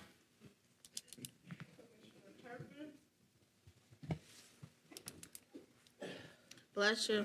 Okay, I know. No. Williams, Yes. Ibarra, Yes. Burrows, Yes. Killian, Yes. Payne, Ramsey. Yes. Stewart. Yes. 7 yeas, 1 nay. I can keep going, Jose. You're good. 7.206D, at least I worded these right.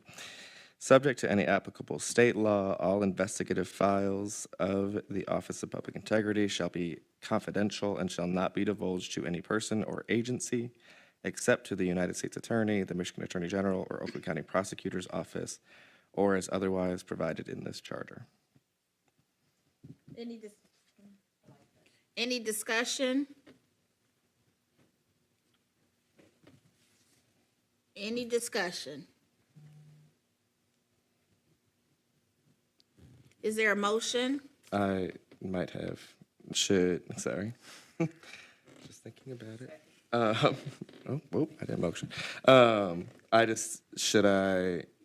Would it be good to say, or any applicable prosecuting authority, like we kind of had in the other one? For consistency, maybe so.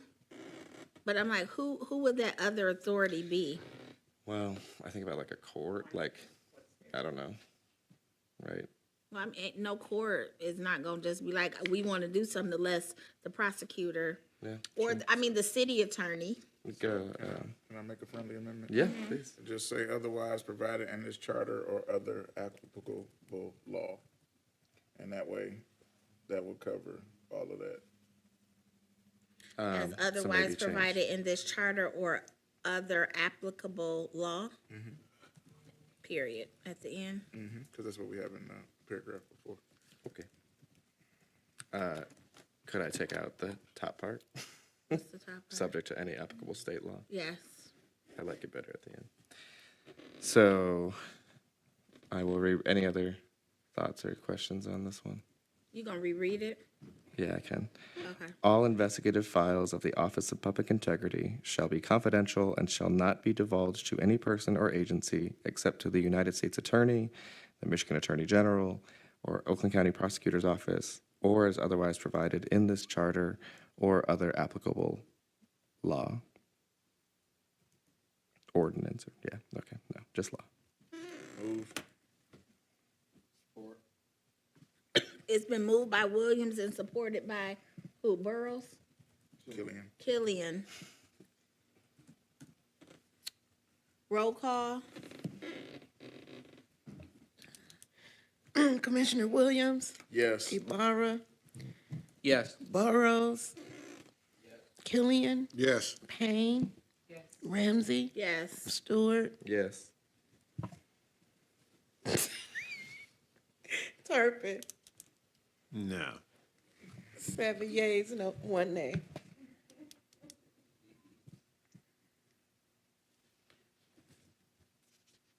Are we on E? Yep. 7.206E, the public integrity officer and their staff shall be, to the full extent permitted by law, immune from any suit based on any report or communication within the scope of official duties.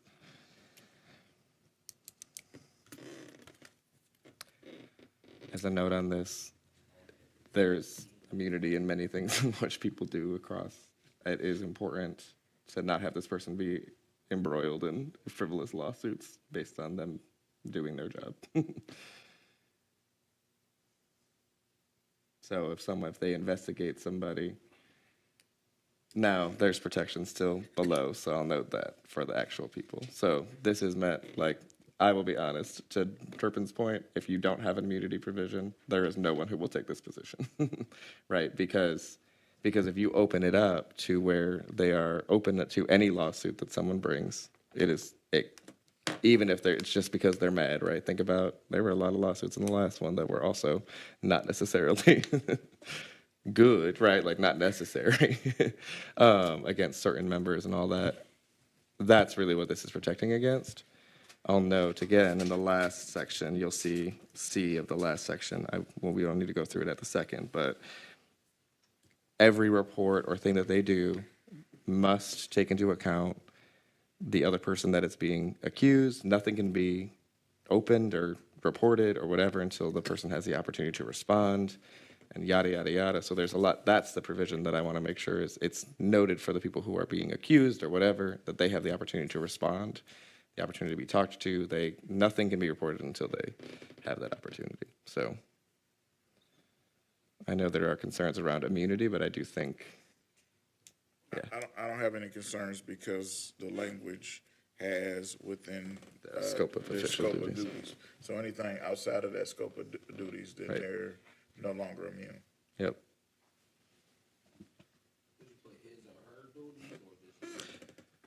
Yeah, that's, we can. His or her official duty. Though, yeah, and their staff. Actually, this one has and their staff in it. So it's the public integrity officer and their staff. So I think you wouldn't put his or her because then it's plural people. I had to look. Are you looking up immunity law? I am, from the Michigan League of Public Policy. Immunity is just That's a like, lot of, I yeah. don't trust people like Yeah, I that. feel it. So, but go ahead, I'm just looking to see what MML says about it. Cool. And I think this came from like Detroit. So like, again, where I know that has this again right now is like Detroit. And so this is a provision that's in theirs, right? So that person has been pretty good, actually. And most of the cases involve Detroit. Yeah. Does anyone else have any questions?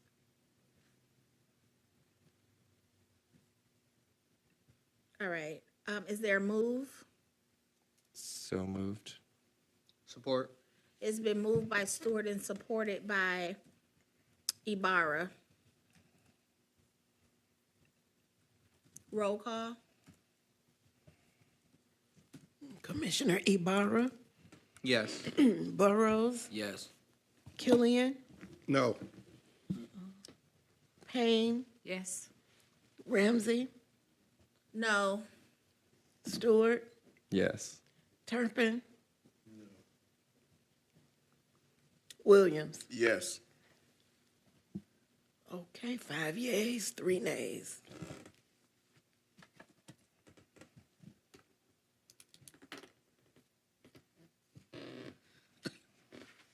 Seven 7.207, funding office staffing.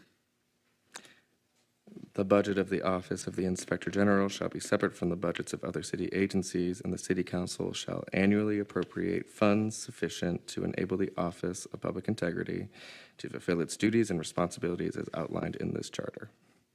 So I would say the budget of the office of thank you. the Public public integrity integrity. officer. Yeah. Pick, poke, Yeah, it's not Pile? cute, it's Pio, yeah. file. All right, that would be the only update. Yep. Any other discussion?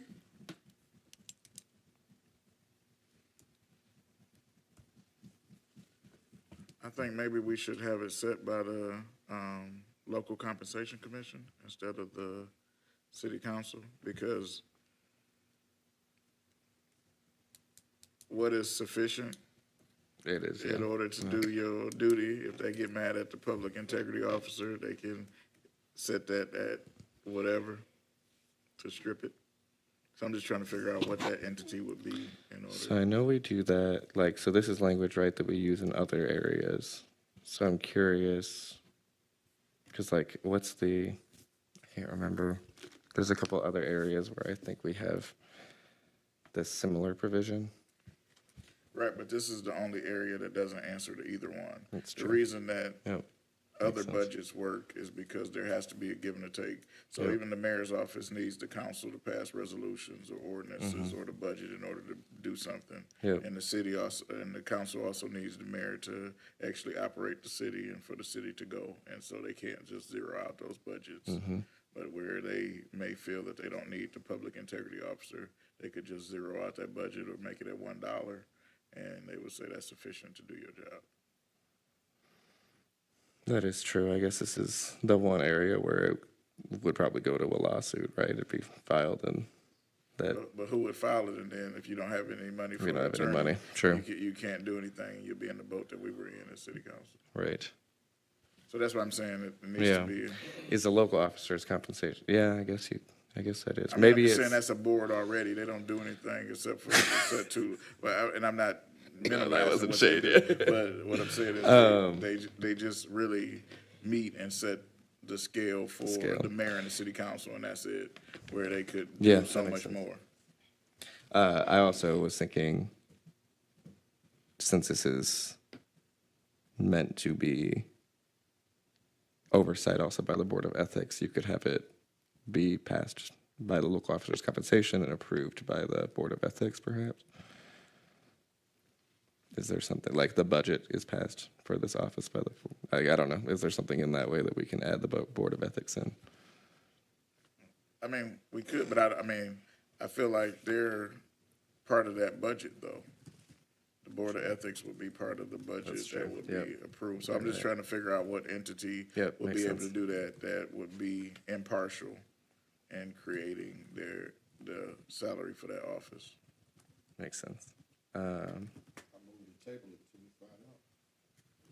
How we gonna find, we're gonna have another conversation. I'm done with this chapter, brother, as soon as we get to 2 more places. I mean, because I had the same concern. And that was one of the things that I was saying also, who would determine that type of budget? Because like you say, you get somebody pissed off at him, they could lowball it. And literally, I ain't voted him out, but if I say you get $1, who's gonna work for that? So we gotta have some idea of something to where this is gonna be funded, or you wiped out the whole chapter. You know, that's how the government does. We'll get certain things, we'll put it in and say, hey, we got the Second Chance Act, but if I don't fund it, what did the Second Chance Act do? Nothing. Yeah, and we've seen the state of Michigan do that. We've also seen past administrations do that with attorneys for the council, right? So we do need to have some of those provisions in place.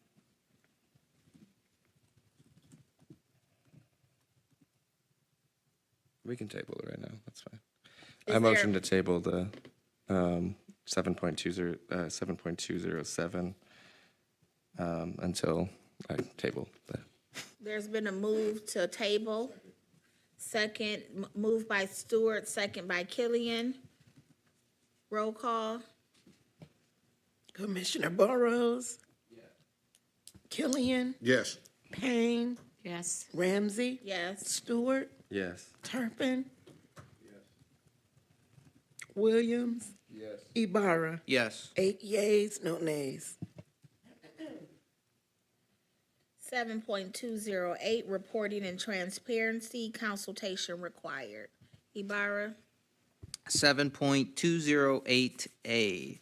The Public Integrity Officer shall submit regular reports to the mayor and city council summarizing the activities, findings, and recommendations of the Office of Public Integrity. These reports shall be made available to the public, ensuring transparency and accountability. Any discussion?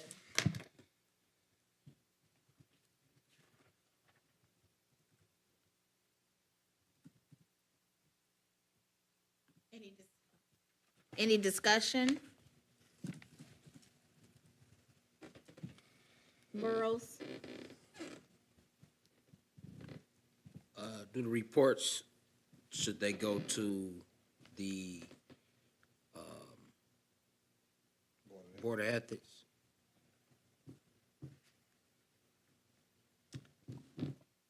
Yes, I was trying to remember, we added pieces. I forgot that this was part of this. So, go ahead. Madam Chair. Payne?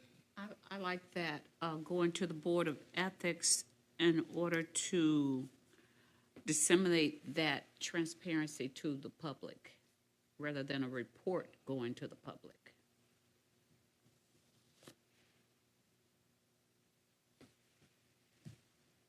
Yeah, and I think what I was trying to get at with this was also, like, not full reports on, but like, what are the things that they've been investigating? So like, not. An update. Yeah, more of like an update, more of like a summary of activities in a way, right? So like the council and them can still see like what are the things that we've been challenged or things that we're seeing in terms of, so maybe there's a better way to word that. Because we do have, so we added in the 7.205 that the Office of Public Integrity shall submit reports outlining findings on a regular basis to the Board of Ethics and may provide reports as requested by City Council and the Mayor. So it may be that we don't really need this provision anymore. Williams? Yeah, I was gonna say either strike the provision or say they need to produce an annual report, I like that. so that way it can summarize what that office did throughout the year. I think it's good to, Because they already have to make reports to the mayor upon request. Right. And the city council upon request, that's outlined, or the public. I agree. I like that better. But I know there's other comments.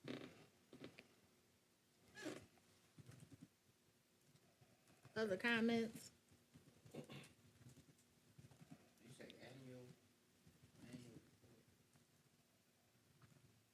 Williams, yes, that's what he said.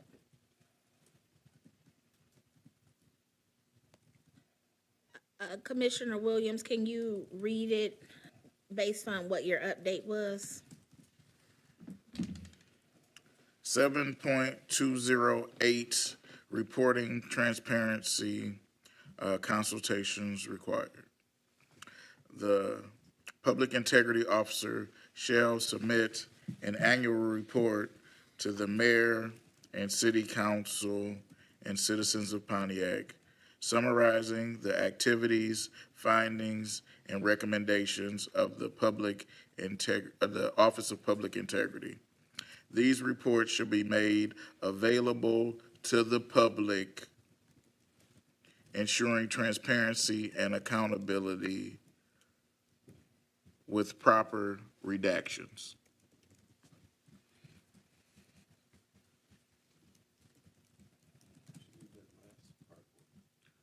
With proper redactions, because the report may have names of people who the public integrity officer alleges does something or whatever, but that doesn't need to be made to the public, so it needs to be blacked out.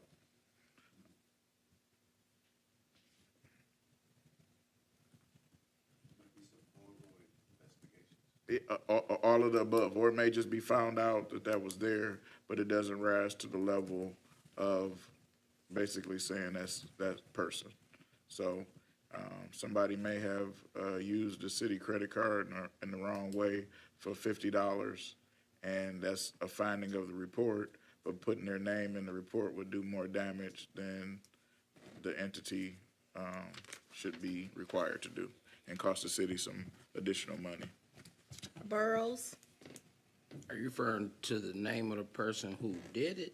I'm just saying with the proper redactions, so whatever that was deemed, because the prosecutor's office might say not to put it in there or something else. We just don't know what that conversation looks like, so any proper redaction would be good. So it might be the name, it might be the amount, they may be, as Dr. Turpin said, doing some further investigation. They may have only caught the first person, and it's 15 people that need to be caught.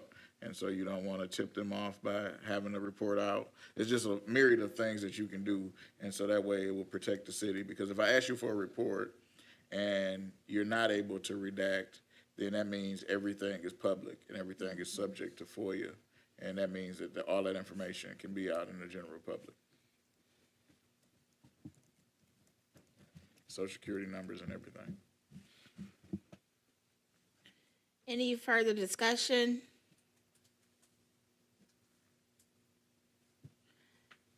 Who was it moved by? Was it moved? There was no motion. Is there a motion? I'll make a motion. Support? It's been moved by Williams, supported by Ibarra. Roll call? Commissioner Killian, Yes. Payne. Yes. Ramsey, Yes. Stewart, Yes. Turpin. Williams. Yes. Ibarra, Yes. Burrows. Yes. 7 yeas, 1 nay.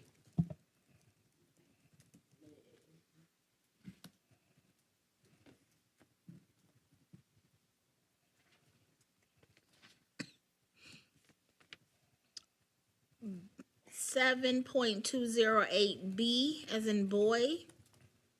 That's where we are, right? Yep.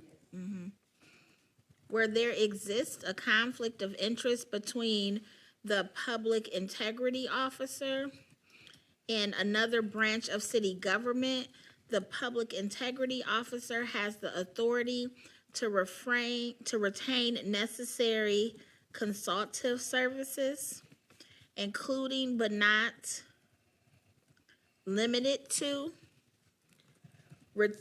the retention of an attorney licensed to practice law in Michigan who shall represent the public integrity officer in legal proceedings. Such attorney shall not represent the city as a municipal corporation in any legal proceedings. I changed some of that too, as I was reading it. Let's see if I remember what I said. Where there exists a conflict, excuse me, of interest between the public integrity officer and another branch of city government, the public integrity officer has the authority to retain necessary consultative services, including but not limited to retention. You changing this? I'm trying to take notes. No, you're good. Okay. No, you changing Oh, it? yeah, oh, sorry, Okay. yeah. But not limited to retention of an attorney licensed to practice law in Michigan who shall represent the public integrity officer in legal proceedings. Such attorney shall not represent the city as a municipal corporation in any legal proceedings. Period. That's it. Discussion. The only thing I might add, and there might be other pieces, but I would say between the public integrity officer and another branch of government person or entity, so it broadens it, right? Conflict of interest could also be with me and Kermit because we work together at some point, right? Like, so it broadens it so that they are able to have additional services, not just conflict of interest for that. Okay, can you read it based on?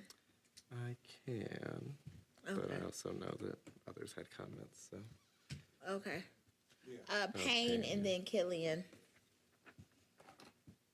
Okay, my question was, I think this should go to the Board of Ethics before, and the integrative officer and the ethic board make the decision to, and we can't use our own city attorney, is that what you said? Yes, you That's cannot the- use the same city attorney that the Oh, city okay. uses. There could be a So that would be conflict. Yeah, with it's the- similar to how we do council. Maybe at that point involving the Board of Ethics, the mayor, and the city council. Okay, you would have to read that, Commissioner Payne. Oh, I was just asking. We need you to read it so we can understand what you're talking about. Oh, but I didn't know where to put it. Oh, I mean, well, I was you just go ahead- asking question, really. No, what you did was say, we need to add this, and if that's Did what I you say would like that? to do, then you need to say it so we can understand the full intent of it. Okay, I'm not sure, okay. We can come back. Killian? Yeah, does it need to read?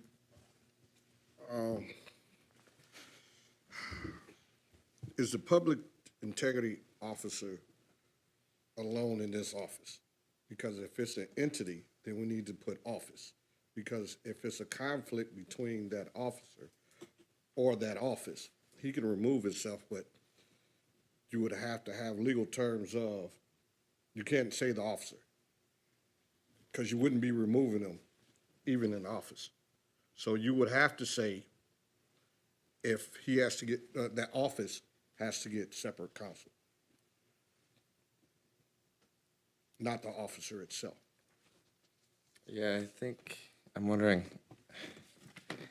thinking about like the city clerk language that we use, or like if there's other, I have to think Madam about it. Clerk said, don't bring her into this. No, I mean, more in terms of like how I mean, maybe the city clerk isn't the No, best it option, is. but- I think that's a good example. Like, what language is included? Because you are the deputy clerk. There are times that you are presenting on behalf of the clerk. Right. And so instead of saying the clerk, it can say the clerk's office. Do you know what it says? Does it name each person? I'm sure it doesn't. No, but I think it might say off. The I actually, office Kermit might have a better answer for this. Commissioner, turn your stuff on top. Yeah, my battery is dying in the remote, so I'm just trying to keep it off as much as possible. Both lights on, though. I don't know. Probably why. Bless me. So I think the change could be where there exists a conflict of interest between the office of the public integrity officer and another branch of the city government or person or entity, the public integrity officer has the authority to retain necessary consultative services, including but not limited to the retention of an attorney issued to practice law in the state of Michigan, who shall represent the office of public integrity in legal proceedings as approved by the Board of Ethics. Such attorney shall not represent the city as a municipal corporation in any legal proceedings. I'm good with that. Can I motion to approve it as Kermit read? Did you type? I sure did. Okay. I sure did. Commissioner Payne? Okay, I have the first sentence ready, I think. Okay. And that is, where there exists a conflict of interest between the Inspector General and another branch of city government, the Public Integrity Officer shall consult with the Board of Ethics, Council, and Mayor to retain necessary consulting service, including, comma, but not included to retain, the retention of an attorney licensed to practice law in Michigan, who shall represent the public integrity officers in the legal proceedings. I just added the,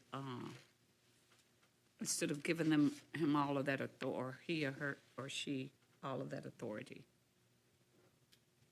Yes, that's Stewart.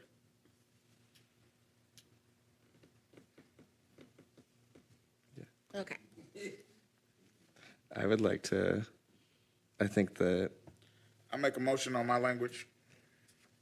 support. All right, so there's been a move and support by the language from Commissioner Williams. I didn't hear it. Could you reread Yeah, I can read it again. Stewart?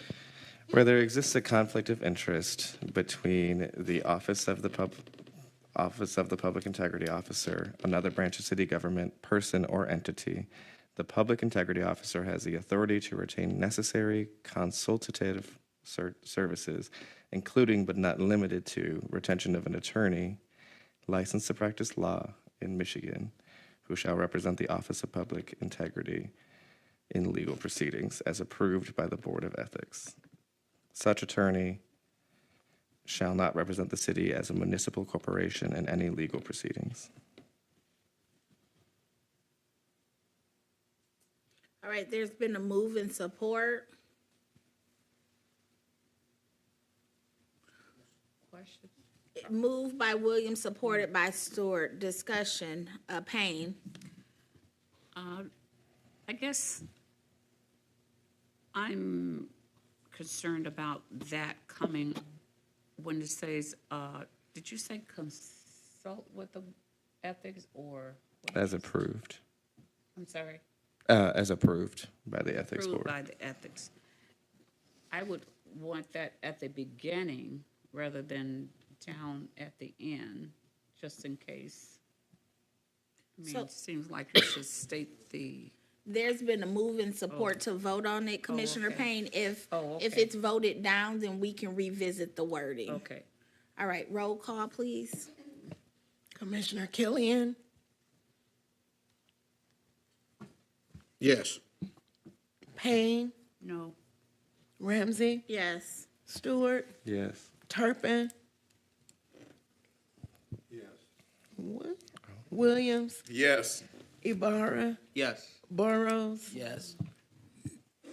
7 yeas, 1 nay. A different name this time. All right, C is in cat. No report or recommendation that criticizes an official act shall be announced until every agency or person affected is allowed a reasonable opportunity to be heard and consulted as part of the investigative process. A copy of any statement made by the agency or individual affected shall accompany the report. A meeting may be requested of the Board of Ethics by the Public Integrity Officer and/or the individual or agency affected to review the report and provide a response. Discussion.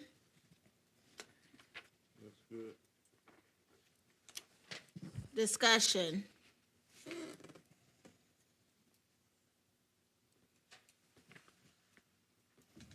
Is there a motion? Burrows made a motion. It's been moved by Williams and supported by Burrows. Moved by, Burrows and supported by Payne. okay, it's been moved by Burrows and supported by Payne.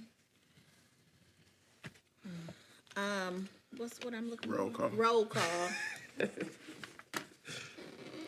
Commissioner Payne, Ramsey, Yes. Stewart, Yes. Turpin, Williams, Yes. Ibarra, Yes. Burrows, Yes. Killian. Yes. 8 yeas, no nays. All right, okay. So I am going to move that we stop here. Our next meeting is Saturday. What time this Saturday? 10 o'clock. Where at? Right here. So Saturday, See your butts in these chambers. 10 o'clock, council chambers. All right. We got that? Who's gonna be in attendance? Payne, will you be able to be here? Turpin? Ibarra? I will not be able to make it this Saturday. Thank you. Thank you for abandoning us in our time of need. I'll be here. Stuart, thank you, Stuart. Burrows. What, well, We're listening. What's holding you back, sir? Talking about you probably. Calling him out. being done at my Oh, okay. Well, that's fine. Okay. Killian. Yes. Williams. Yes, I'll be here briefly. What does briefly mean? Swiftly? Swiftly at 10 a.m. Right. What does briefly mean? You see how you turn this sound off? Y'all some raggedy. Raggedy. Oh, you ain't getting no food. Oh, it's food? Oh, Look at him. Burrows is here. Raggedy. can't be scattered. Raggedy. Panera. All right. Okay. Closing comments. Payne. I'll send it to you. I have thoughts on the agenda. I'll send it to you. Okay. So, sorry, I guess we can close. Sorry, I thought we were done. Sorry.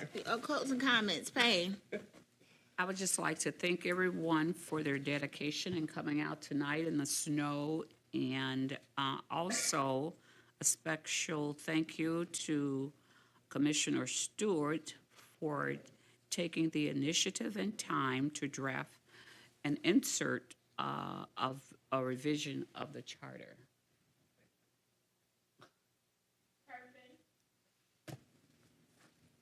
Good night. Ibarra. No comment. Stewart. No comment. Burrows. Good night. Killian. Yes, first and foremost, praise Allah and honor to the Prophet, honor to Miss Evelyn LaDuff and all my commissioners that are here. Scott, wonderful job. I commend you on the work you have done. And that's about it. And thanks for everybody for listening. Peace. Williams? No comment. All right, have a good evening. We'll see everyone Saturday, this Saturday, January something. Anybody know? 20th, January 20th, at 10 a.m. at council chambers. Thank you, and the meeting is adjourned at 8:38.